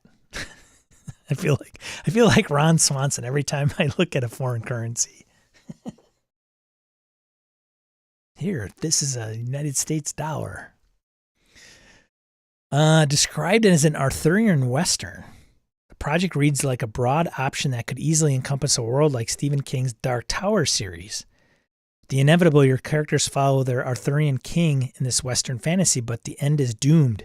It is foretold. Despite the news, your character has decided to go down with the ship, and in doing so, live on through their tales. 6 dooms threaten this kingdom. You can't stop them all. But the point is to make your mark and be preserved in song forever. If you're a fan of Stephen King's Dark Tower, then there are elements there here that will speak to you. It's not Dark Tower, but a fantasy and Western that sits adjacent to that concept. It's funded.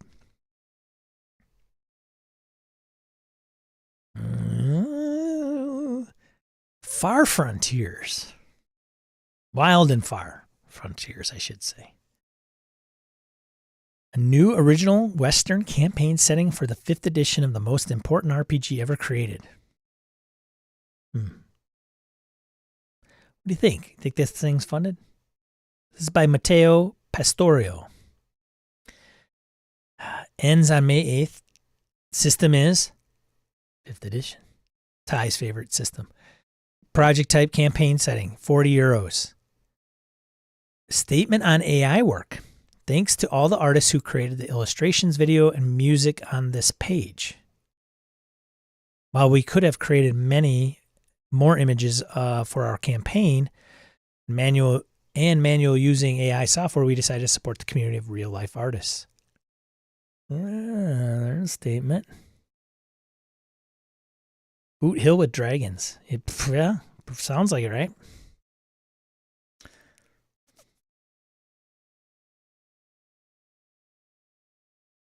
You could never have enough Doom. Oh, do I know you, man? It's not funded, and it's got a week to go. So why? Why, people? It's 5th edition. 5th edition. Many don't want to, they don't want to try a different game. So, here, I don't know. The goal is €12,000. They're at 2,900.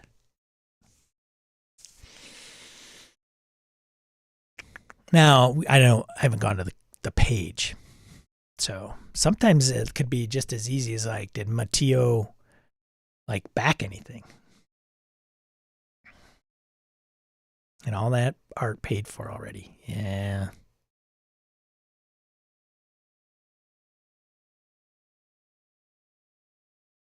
I don't feel offended if you sleep through it, Kelly. Tony Baker, man, they're all here today. Good to see you, man. Ty, yeah, his voice puts me back to sleep sometimes. You're welcome, Ty. I'll take it. If when this all falls through, I'm just going to start making recordings of my voice for sleep apps. I think I got something going on. Holiday action double feature from 321 Action Games. 321 Action. If you haven't heard of 321 Action, you're not listening to the Vintage RPG podcast by Hambone and Stu. John Hambone McGuire puts out 321 Action Games. Yes, that's what he goes by. I think that's his real name.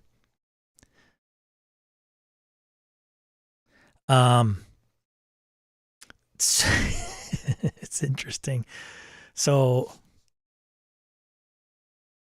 Hard Times on the Back Nine. Didn't even mention in the title. And then the other one is Kevin Saves Christmas.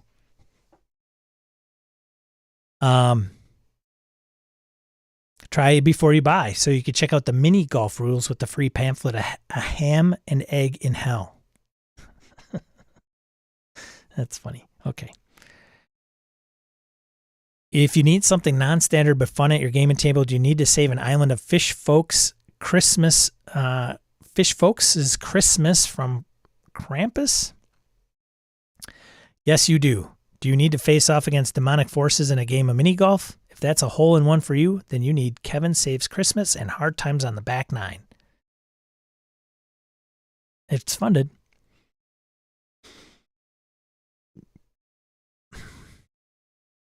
Harrow the Blighted Plain. Cipher System. Underground Oracle Publishing. $20 for the PDF.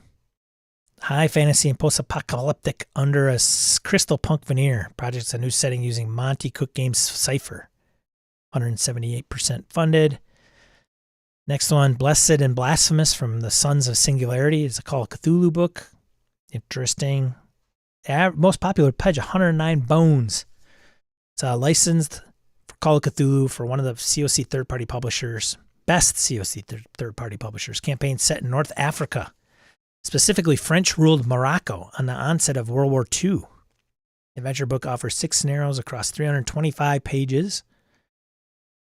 The Blessed and the Blasphemous campaign dossier set augments the book and adventures with a GM screen, evidence board, and multiple handouts, maps, character sheets, lore sheets, and more details. To ensure authenticity, this project employs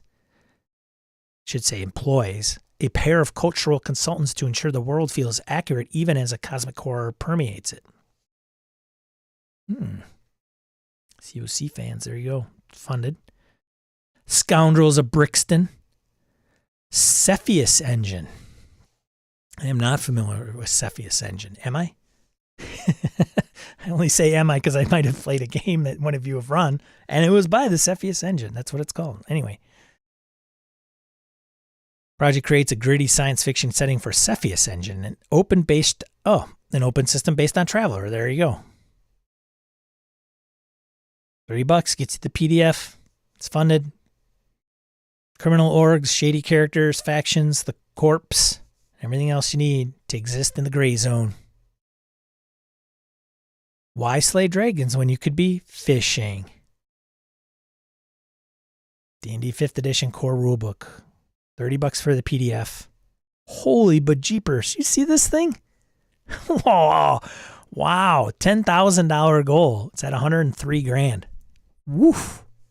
Woof. Basically Traveler, Harrigan says. Yeah. Okay. Can't believe you haven't mentioned Death in Space from Free League this week. Death in Space? What do you mean? I got Death in Space. It's old. No? RPGs and all that jazz. Look at this thing. $103,000. I was like, okay, this is kind of cute. Whoa. From IO Publishing. 200 pages with over 100 fish to catch, all built atop a 5e fishing crafting system.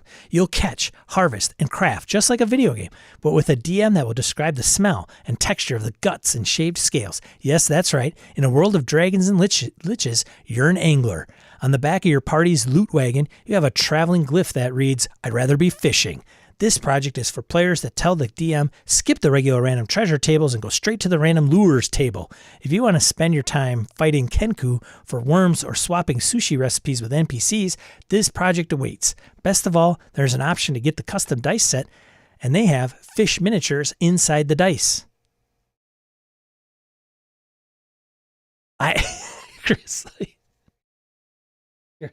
Chris says, why is this a thing?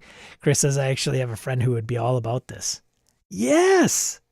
Look at this thing. Gamers and people that fish, or fishing gamers.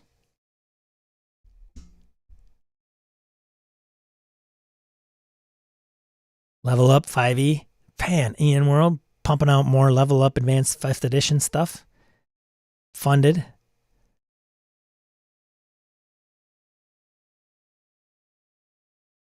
That's it. That's the last one for crowdfunding.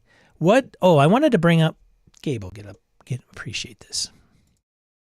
I forgot to mention it. Like, some of these are not. It's Modifius, their new thing that they're coming out with. Where are you? Where are you, Modifius? Maybe I didn't bookmark it.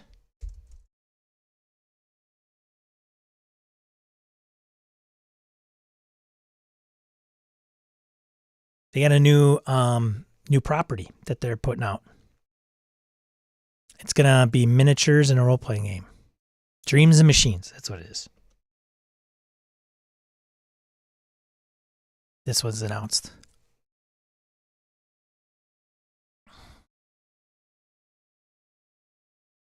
Dreams and Machines.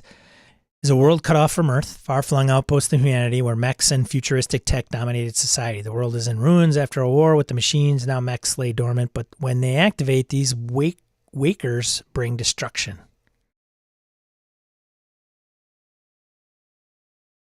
There's the email list I should join.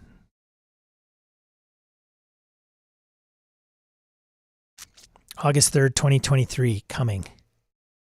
So it's going to be a skirmish game as well as an RPG.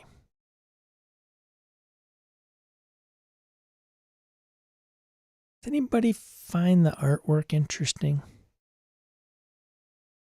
Looks like a cross between Tales from the Loop meets the artist from Free League. Right? Look at that.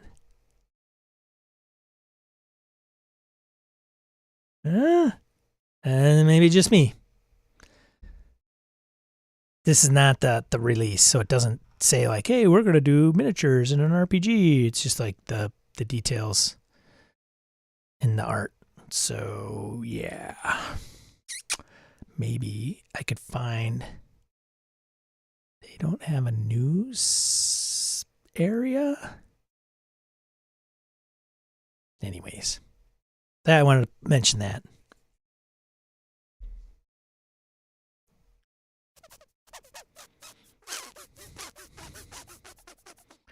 All right. We're done a little early. I thought I kind of breezed through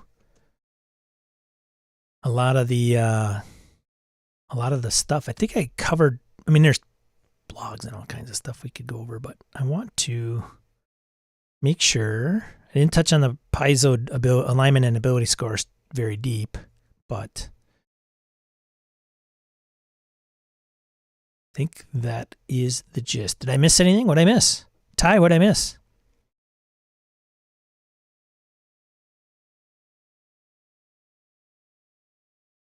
PHP or PH playtest? I missed the D&D 5e playtest. Chris Perkins' video on how they're going to change the DMG.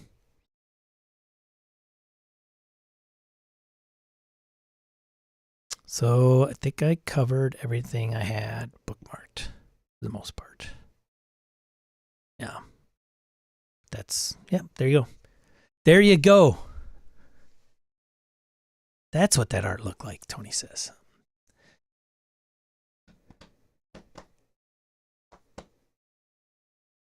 Fishing over necessary evil, really? Well, dude, Christian, I mentioned like if necessary. Here, I'll pull up necessary evil. The Ian World only brings up the last like week or two of Kickstarters. So I'm guessing I could pull it up, and then it's going to come up again like when it's a week out from ending.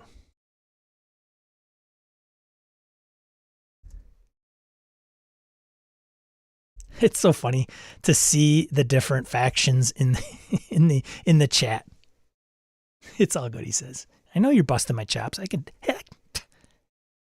take it. Necessary evils. What? I put in necessary evil Kickstarter. It's not even coming up. What's up, dude? That thing released yet?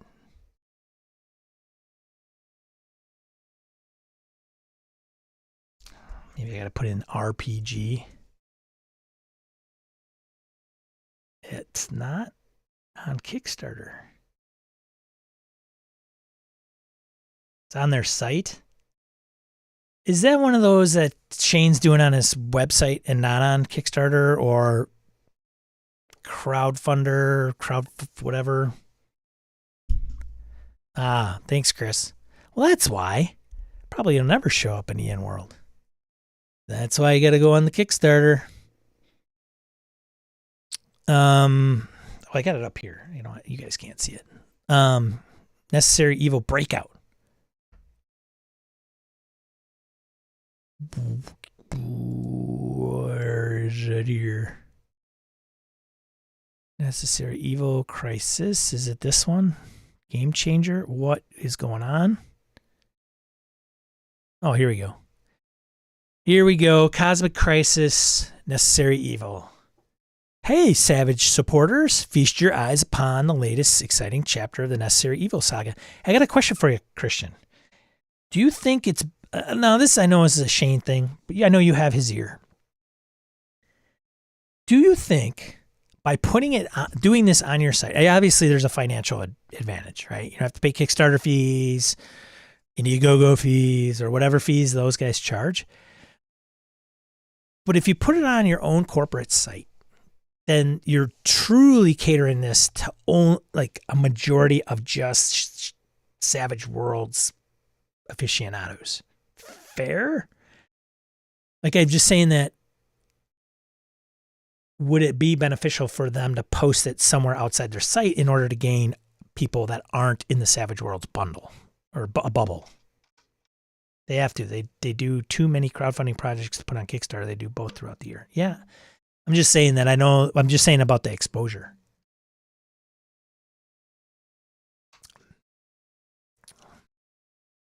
Ty, did you say something?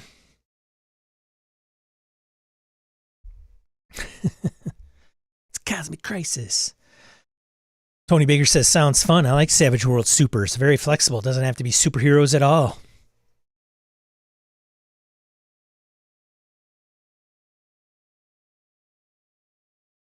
Went in on the NE Cosmic Crisis box set. You know that I have to say, of all the types of genre of RPGs, I do not think I have villains. As a matter of fact, I think it's Prenslau's Villains and Vigilantes box set. I think it's his game. I've had it for like 30 years. Probably longer, 40 years.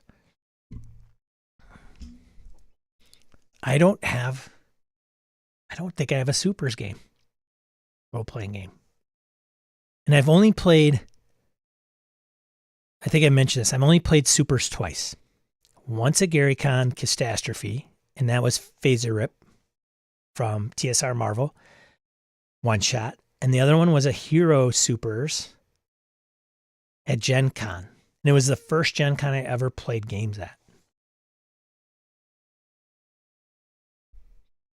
We used to play with that other guy. I cannot remember his name. I don't remember ever playing Villains and Vigilantes. I think that was before my time.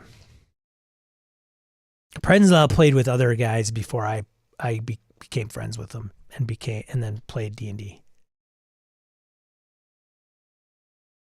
Prenzlau is part of the old Jeff group, and I've known him for, how long have I known you, man? 40 years? Yeah.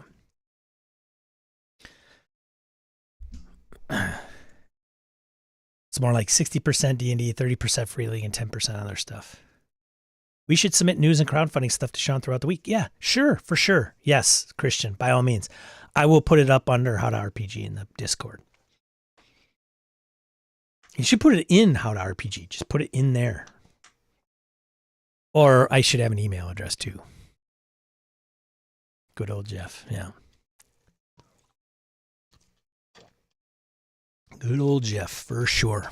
Anyways, so what's...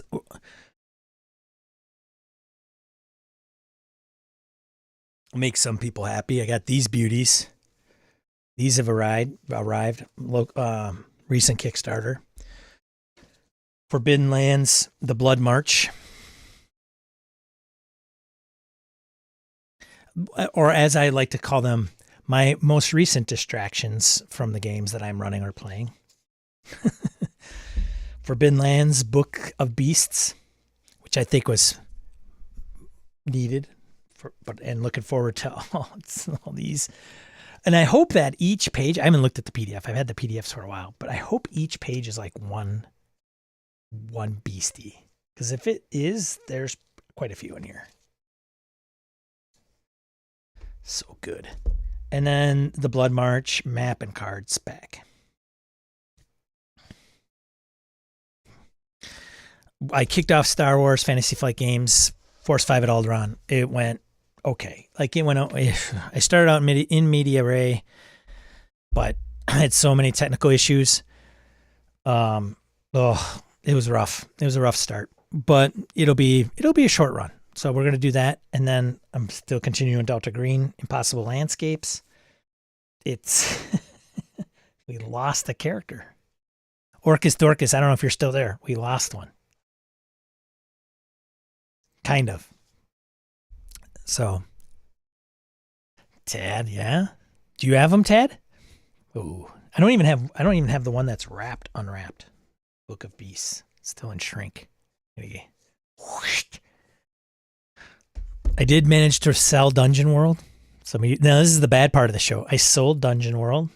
I have a bunch of RPGs on eBay. I sold Dungeon World and I sold The Veil. Two that I did not think would go like number 1 and number 2 out of the lot. But I still have other ones to put up there. Spyhander I have to upload. And then a couple of the 5th edition adventures like Tomb of Annihilation and Curse of Strahd I think I'm going to put up there too. So, yeah, man. Chris. Sean's lost his ever-loving mind. Yeah, I would love you guys. I would love nothing more. I actually had an email. I could bring up this email. I think I could bring it up. I had an email after the episode with Brett and I about spotlight hogging. Although I don't think it's spotlight hogging. I think it was more spotlight involvement. I don't know. Yeah, Dungeon World has a solid fan base. Hey, Tim. Yes, Dungeon World has as a matter of fact, the guy that he messaged me first. He's like, hey, just curious, you mentioned that you got it as a Kickstarter. Did you also get this? And it was funny because when I listed my Dungeon World thing, I had two of the cardboard. I don't even know. One was a monster cardboard little thingy. And then the other one was something else, like maybe a scenario. And I listed them and I'm like, yep, the Dungeon World book and these 2 things. And then he's like, I noticed you did a Kickstarter. Did you also get this with the Kickstarter? And I said, no. At first I started typing nope. Then I thought, wait a minute. When I went through my books, I found this thing and I'm like, oh, I forgot to put this in with the listing. And it was the Dark Phalanx. Can't remember what it was, the actual title of the thing. But I told him, yeah, I would have listed it, and I noticed I forgot to. I'll put it in there, and you can. And I think that might have pushed him over the edge. Actually, I think he was looking for that. So, anyways, I wouldn't mind doing email write-ins, but I know that's sometimes not the greatest. But I had an email from Nick about where is it? I still got to have it on here, right? Here it is. I thought I'll read this because I don't think there's anything like, I don't know if he would want me to, but I'll read it anyway. He said he enjoyed the latest episode of Saturdays with Sean. And having Brett on was great. So Brett was on here and we were talking about like, the topic was Brett was having some players that would be in another scene in an RPG. And then when all the action started in the other scene, they were like, oh, we want to go there too, right? Like we just want to drop everything at the library and go to the crime scene where all the action and stuff is. And he was kind of having a hard time balancing that a little bit. He says, you guys have great chemistry and glad to see him back in action with you. So, let him know Joe Public appreciated his appearance. So he continues, the whole spotlight thing is even more challenging at cons, which we didn't really elaborate on, which is I'm glad Nick brought up. Unfortunately, there tends to be a good portion of folks who attend cons fit in the social misanthrope category. In those situations, I found it really important to intervene quickly and shut that sort of thing down. Of course, running a game is an art and requires not only orchestrating the adventure, but making sure everyone has an opportunity to shine. And then he mentioned how he just started a Delta Green game mission that he wrote himself with 7 players, which is like, so he and I are going back and forth with Delta Green stuff. But then he goes into some of his Delta Green game that I won't mention. But I thought was pretty interesting, right? Because conventions are an interesting one. And the different dynamics and personalities that show up at a con game that might not be just like, oh, it's your home group. Like for instance, Harrigan's always wanting the spotlight in our games. This is random encounter for sure. Yeah, of course. Yes, it is. Yeah, thanks, BK, for sure. Thank you. Appreciate it.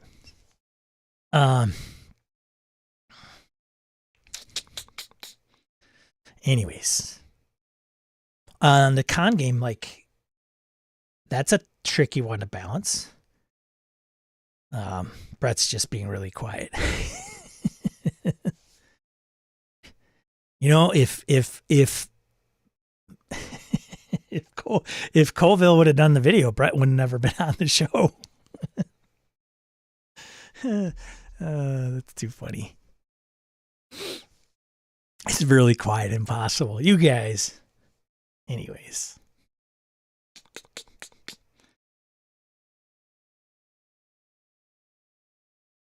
Bob Salvatore. But going to con games, you in the spotlight piece where you're like, oh, you know,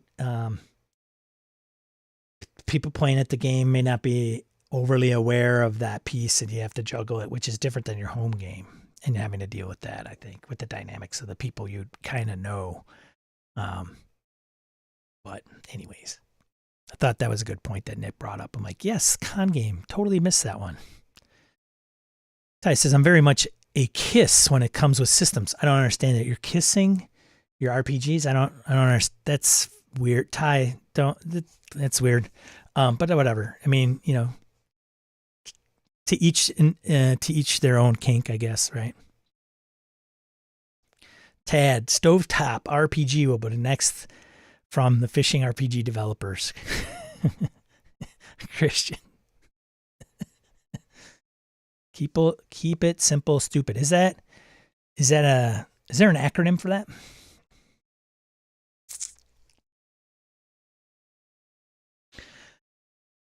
Yeah, so we have Delta Green. I mentioned we lost a player out of 3. So Lou, our buddy Lou, is gonna have to create a new character. I should probably get with him to find out what that is, because it's Saturday and we play Tuesday. Yeesh, it's gonna sneak up. Anyways, boy, Impossible Landscapes is crazy. You feel like Delta Green, but otherwise, I think that's, yeah, I know, man. And then I got to brush up on the Star Wars, but it'll get interesting. Stone Top had a Kickstarter. There's an active Discord server and pre-release speedy episode. People are already running and giving feedback on what? Where is Stone Top? What is this about? What is this? Stone Top RPG by Penny Lantern. See, the thing is, you guys are like, see, so if there is a Kickstarter and you guys say, hey, don't forget to mention this Kickstarter, do I have to rely on everybody to provide just all the Kickstarters? I don't know. Maybe I do. Stone Top, table fantasy adventure RPG centered on a village community. I'm not, no, fantasy. Like, just, I'm burned out on fantasy.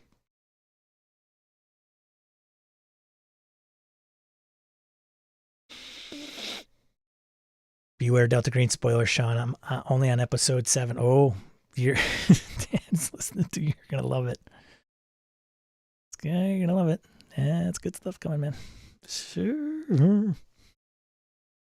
I shouldn't have said anything. I apologize, Dad. I just assume nobody's listening.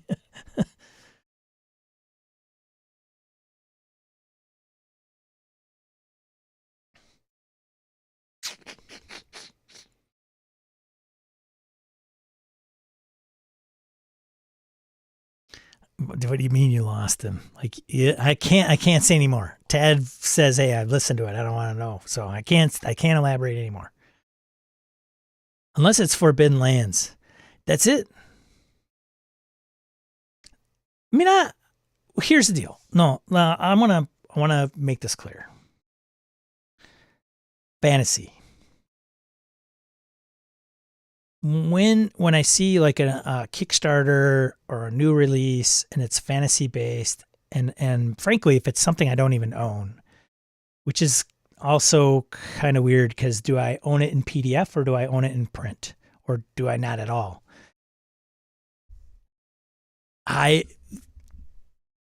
Somebody puts out a great fantasy role-playing game, I have no interest in it. None. It's just so many out there. Now, there's not this, it could be the next, it's like, I don't know. It's like another bottle of water. It's like another bottle of water. Hey, you got to try this kind of bottle of water. It's better. It's great. So if I own it, I'm not opposed to playing it.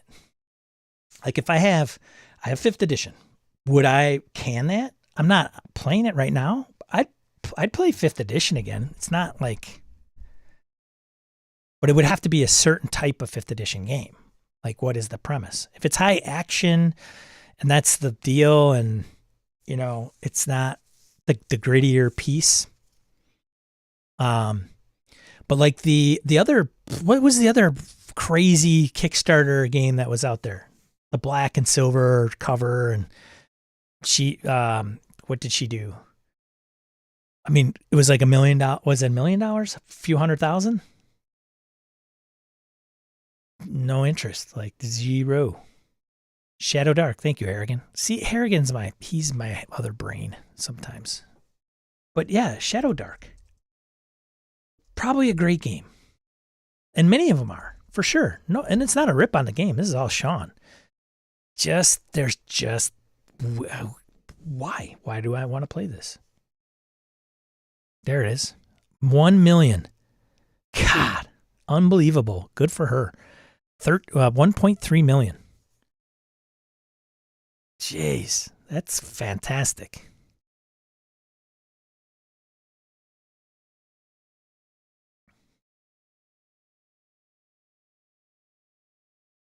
I kind of want to play Shadow Dark 2 just because of the hype. But there's like, I think the problem I have right now with fantasy role-playing games is there's just so many of them. Somebody, but Sean, there's so many cyberpunk games. I don't even think, honestly, I don't think there's a RPG genre that can even match fantasy. Not even close. So it's just like, if everything is so much cooler and different, and there's so many of them, then how do they look cooler and different? And I don't know. What is the experience? So, for example, I have a Simba Room. I would play Simba Room. I have the Midnight campaign setting, 5th edition. There you go. But I know there are people in the chat that have like hundreds of different fantasy RPGs. Play them and find out. But I don't. To what end? I think there's a topic here somewhere, right? And it's not about whether Sean likes like fantasy RPGs or not. I think it's like, so Tim, I'm going to call Tim out because he's like, play them and find out. Tim might say, well, I want to play as many games as possible because I appreciate the differences in each one, no matter what it is. Right? And I'm speaking for Tim, and I apologize, Tim, but you know, why play RPGs? It's what you're asking. Is that what you're asking? No. No. But I'm saying, like, I think there's, how do I put it? It's kind of like there's different types of players. Like if you get a player at a table that is pretzels and beer, or you get a player that's super serious, that's what I'm here to play. We get around with brass tacks, no joking around. Let's play. I think there's also the difference on people playing, like buying all of the fantasy RPG. I say fantasy because there's just so many out there. Tons. Thousands, hundreds of thousands. I don't even know. I don't know why I can't believe anyone suffers through our streams. He's talking about our live plays. Do you think RPG games or collecting RPG games is addictive? That's a whole nother ball game. Kelly says, I'm so addicted to playing RP. But what I'm trying to get at is, say there's a person, I'll remove Tim from the equation, but say there's a person that like wants to experience all of the games and all of their differences because that's what they enjoy. Like they enjoy that piece. They may not even care what the adventure is. They may not even care what the overarching story becomes or how it evolves, unless it's like different from one game to the next. So for example, if you talk about a trad game, and I say, and I'll define that in my kind of world, I guess, game master, players. Game master has duties, players have other duties. And you take that and put it in and use the fantasy realm piece. And if the game master's shtick from the 100-foot view, not getting into the weeds of the rules, if their general purpose is to convey the world and then the players react to what is in front of them or conveyed to them, then the nuances of how that's done may change from game to game to game to game. For me, I don't know if those nuances are so much of an interest that I care if I play 20 different fantasy games. Will I? And am I open to it? Sure. But going to buying all of them? Not remotely interested. Does that make sense?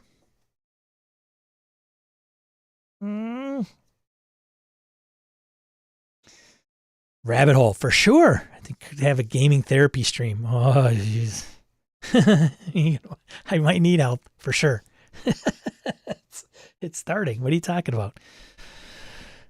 Chris says, I'm interested in what's new along with how old concepts are combined in new ways to provide interesting ways to help tell stories. And here's where I'm also a bit of a hypocrite, because I preached to Brett for a while on the podcast. Why am I doing this? I preached to Brett on the podcast about you can take, I don't know, D&D or AD&D and do everything you want it to do in every other game, and you can you could fail forward. That's not new. Just because PBTA system came up with it, and I would argue with him about how system matters, right? That's the big catchphrase. System matters. And if it facilitates a particular type of feel, great. I don't know what that is in some of these fantasy games. I don't know what that is. Like, I don't know if they're that kind of different from one to the other. Well, in this one, you have inventory slots, and each line on your character sheet is an open slot. And as long as you have lines, you can carry it. Anything else, you can't. Oh, it's kind of neat.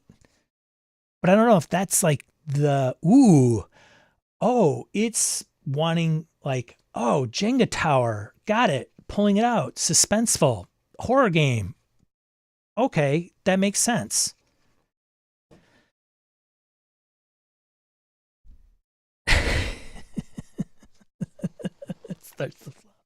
Renzel, you're not even here that often. This guy, I'll tell you what, he's man, the internet. I tell you, it brings them all in.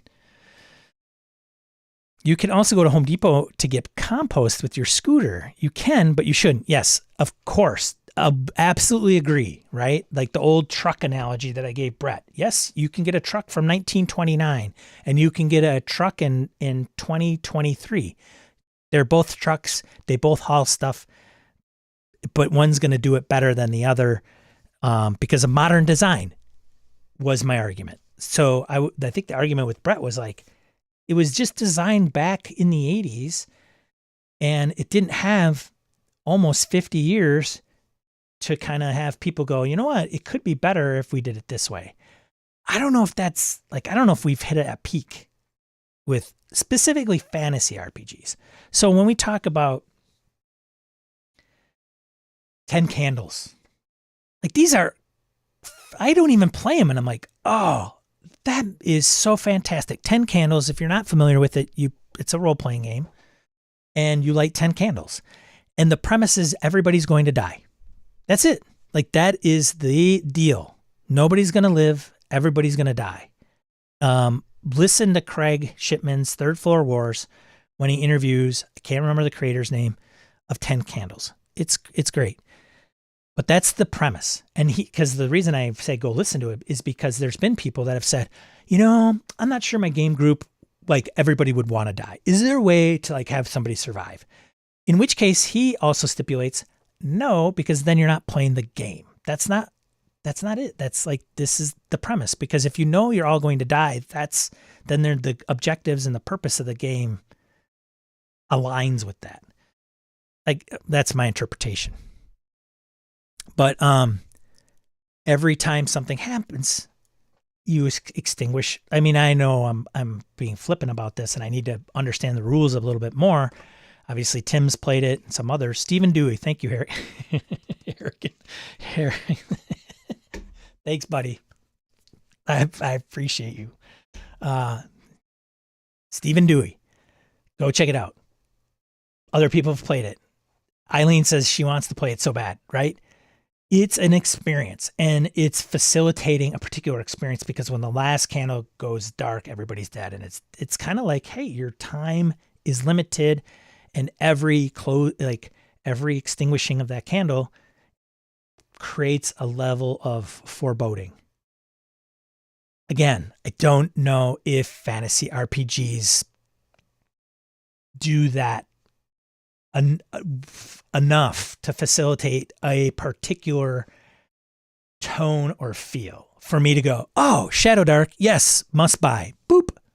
Oh, Troika, yes, must buy, boop. Like they're Black Hack, you know, Barbarians of Lemuria, like Dark Master. And the thing is what'll probably even make me, like, I don't know how this drives some of you crazy. Some of you that are very, very much in that world. How do you like play some of those games and go, you know what? I like this from that. I like that from that game. And I like, you know, A, B, C from that game. But they're not all in the same game. That was Google, not me. Well, I appreciate Google and somebody doing Google. Tad, Edgar Allan Poe's theory of unity effect also fits nicely. All parts work to create the effects you are after. Yes, if that's what I'm trying to say, then that, Tad. What Tad said. Gabe Dibbing, Knave 2E must buy. Why? Hey, I got it on Savage. I got it on Swords and Wizardry. I kicked in on that. I like the blue cover. I like the layout. And I like the premise of the game. Because it is, for me, that particular game, and it's not even just that one. There are like Finch, I don't know Matt, but I know of Matt and where he's coming from and the roots of that game, and it's kind of a guidebook. I don't know. Frankly, it was Gabe. Gibby. It's Gabe. His marketing influencer savviness, suaviness. Chris says that list you just put forth is pretty suspect, as the difference are probably not as noticeable. That's I think my point, right? BK Dan says Beyond the Supernatural, done by Palladium, puts the stressor knack into the RPG again. And frankly, there's going to be so many that are like, Sean, you just don't know any of them, so you can't speak intelligently about that. There is this for that game. There is that for that game. And you're right. Guilty. Yep. Everyone hit the like button. Thanks, Chris. Helps Sean out. Yeah, hit the like button. I don't know how many. I got to do that in the middle or even at the beginning. Thanks, Chris. Hit like if you appreciated their banter. And a great chat today, man. I think it's one of the best turnouts today. Got to bookmark this. Last weekend in April, always a high tide, maybe for the video stream. Facetious about Knave, way to go with S&W. That was the right choice.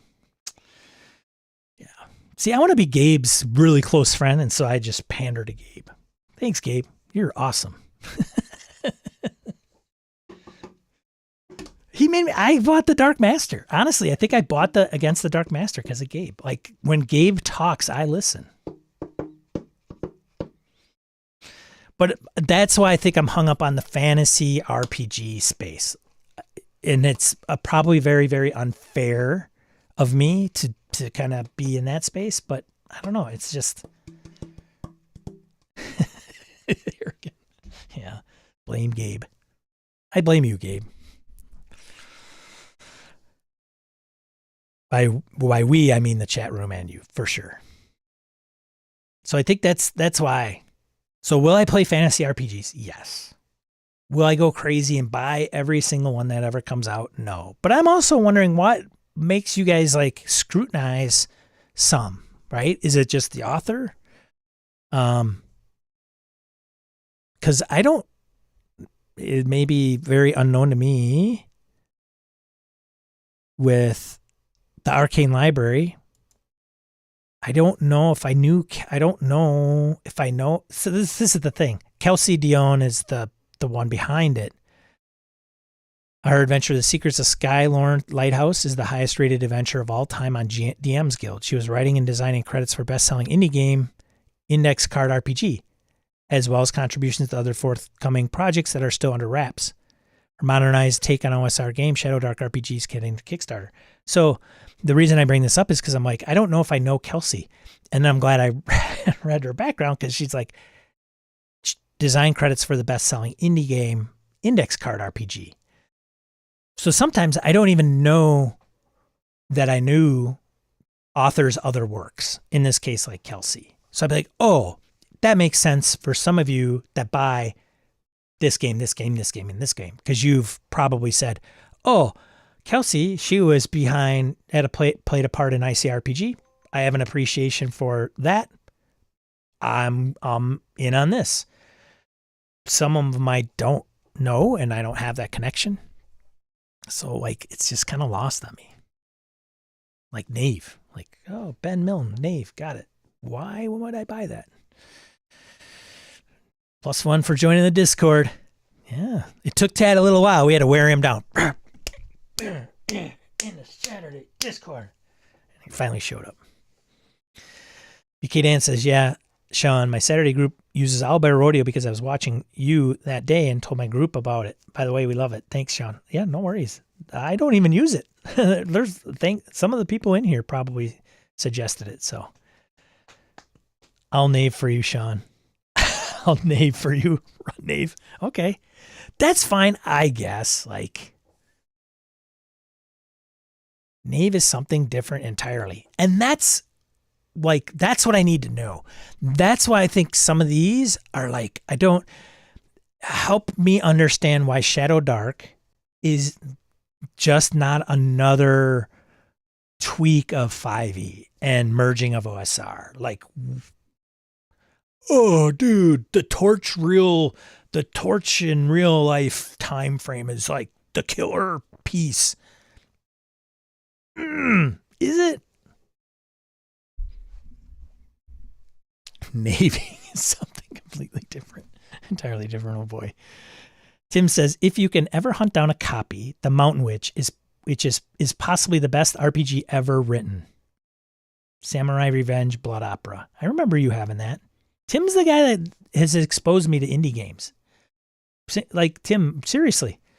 Tim Jensen, we met at JVLCon when it was around. And he was the guy with the backpack and had like, God, man, you must have had 10 or 15 games. And you're like, these are all each a game. And each is like the whole game is in this one book. And The Mountain Witch was one of them. What is it? The Roach.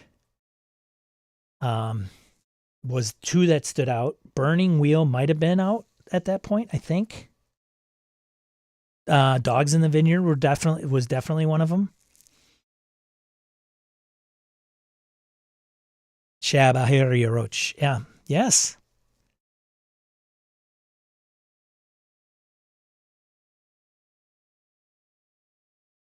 And some of those are way in the indie scene, like Dungeon World Powered by the Apocalypse.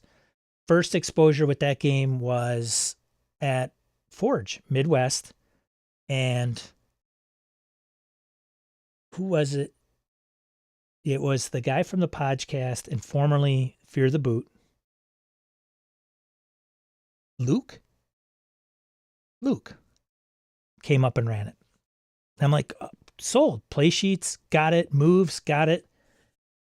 Sourcing the table for the adventure. Like, yeah, okay. But, you know, I haven't been playing Dungeon World for as long as Chris has. Chris says, Burning Wheel isn't a game, it's a commitment. Put your headphones on, dude, Prenzlau. Which is better than Call of Cthulhu.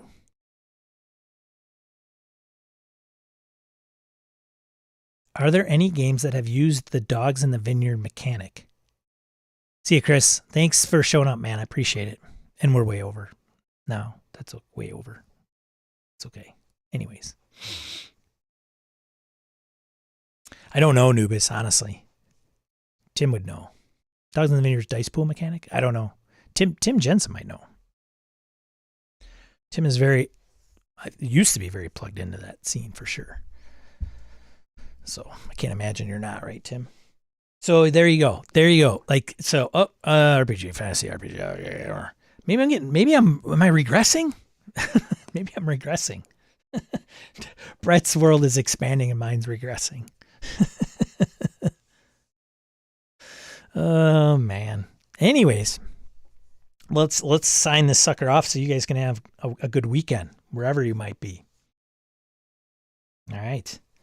So thank you to all of you showing up today, new and old. I really appreciate it. I hope you some of the newer folks show up, continue to show up, and some of the folks that haven't showed up in a while, grab a cup of coffee and go through this craziness every Saturday morning.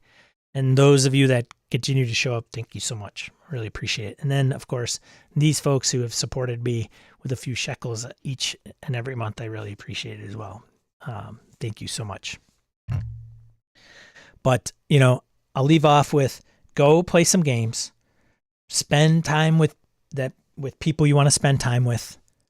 Be a positive force in the tabletop RPG hobby, and move, learn, and create. There you go. See you next weekend.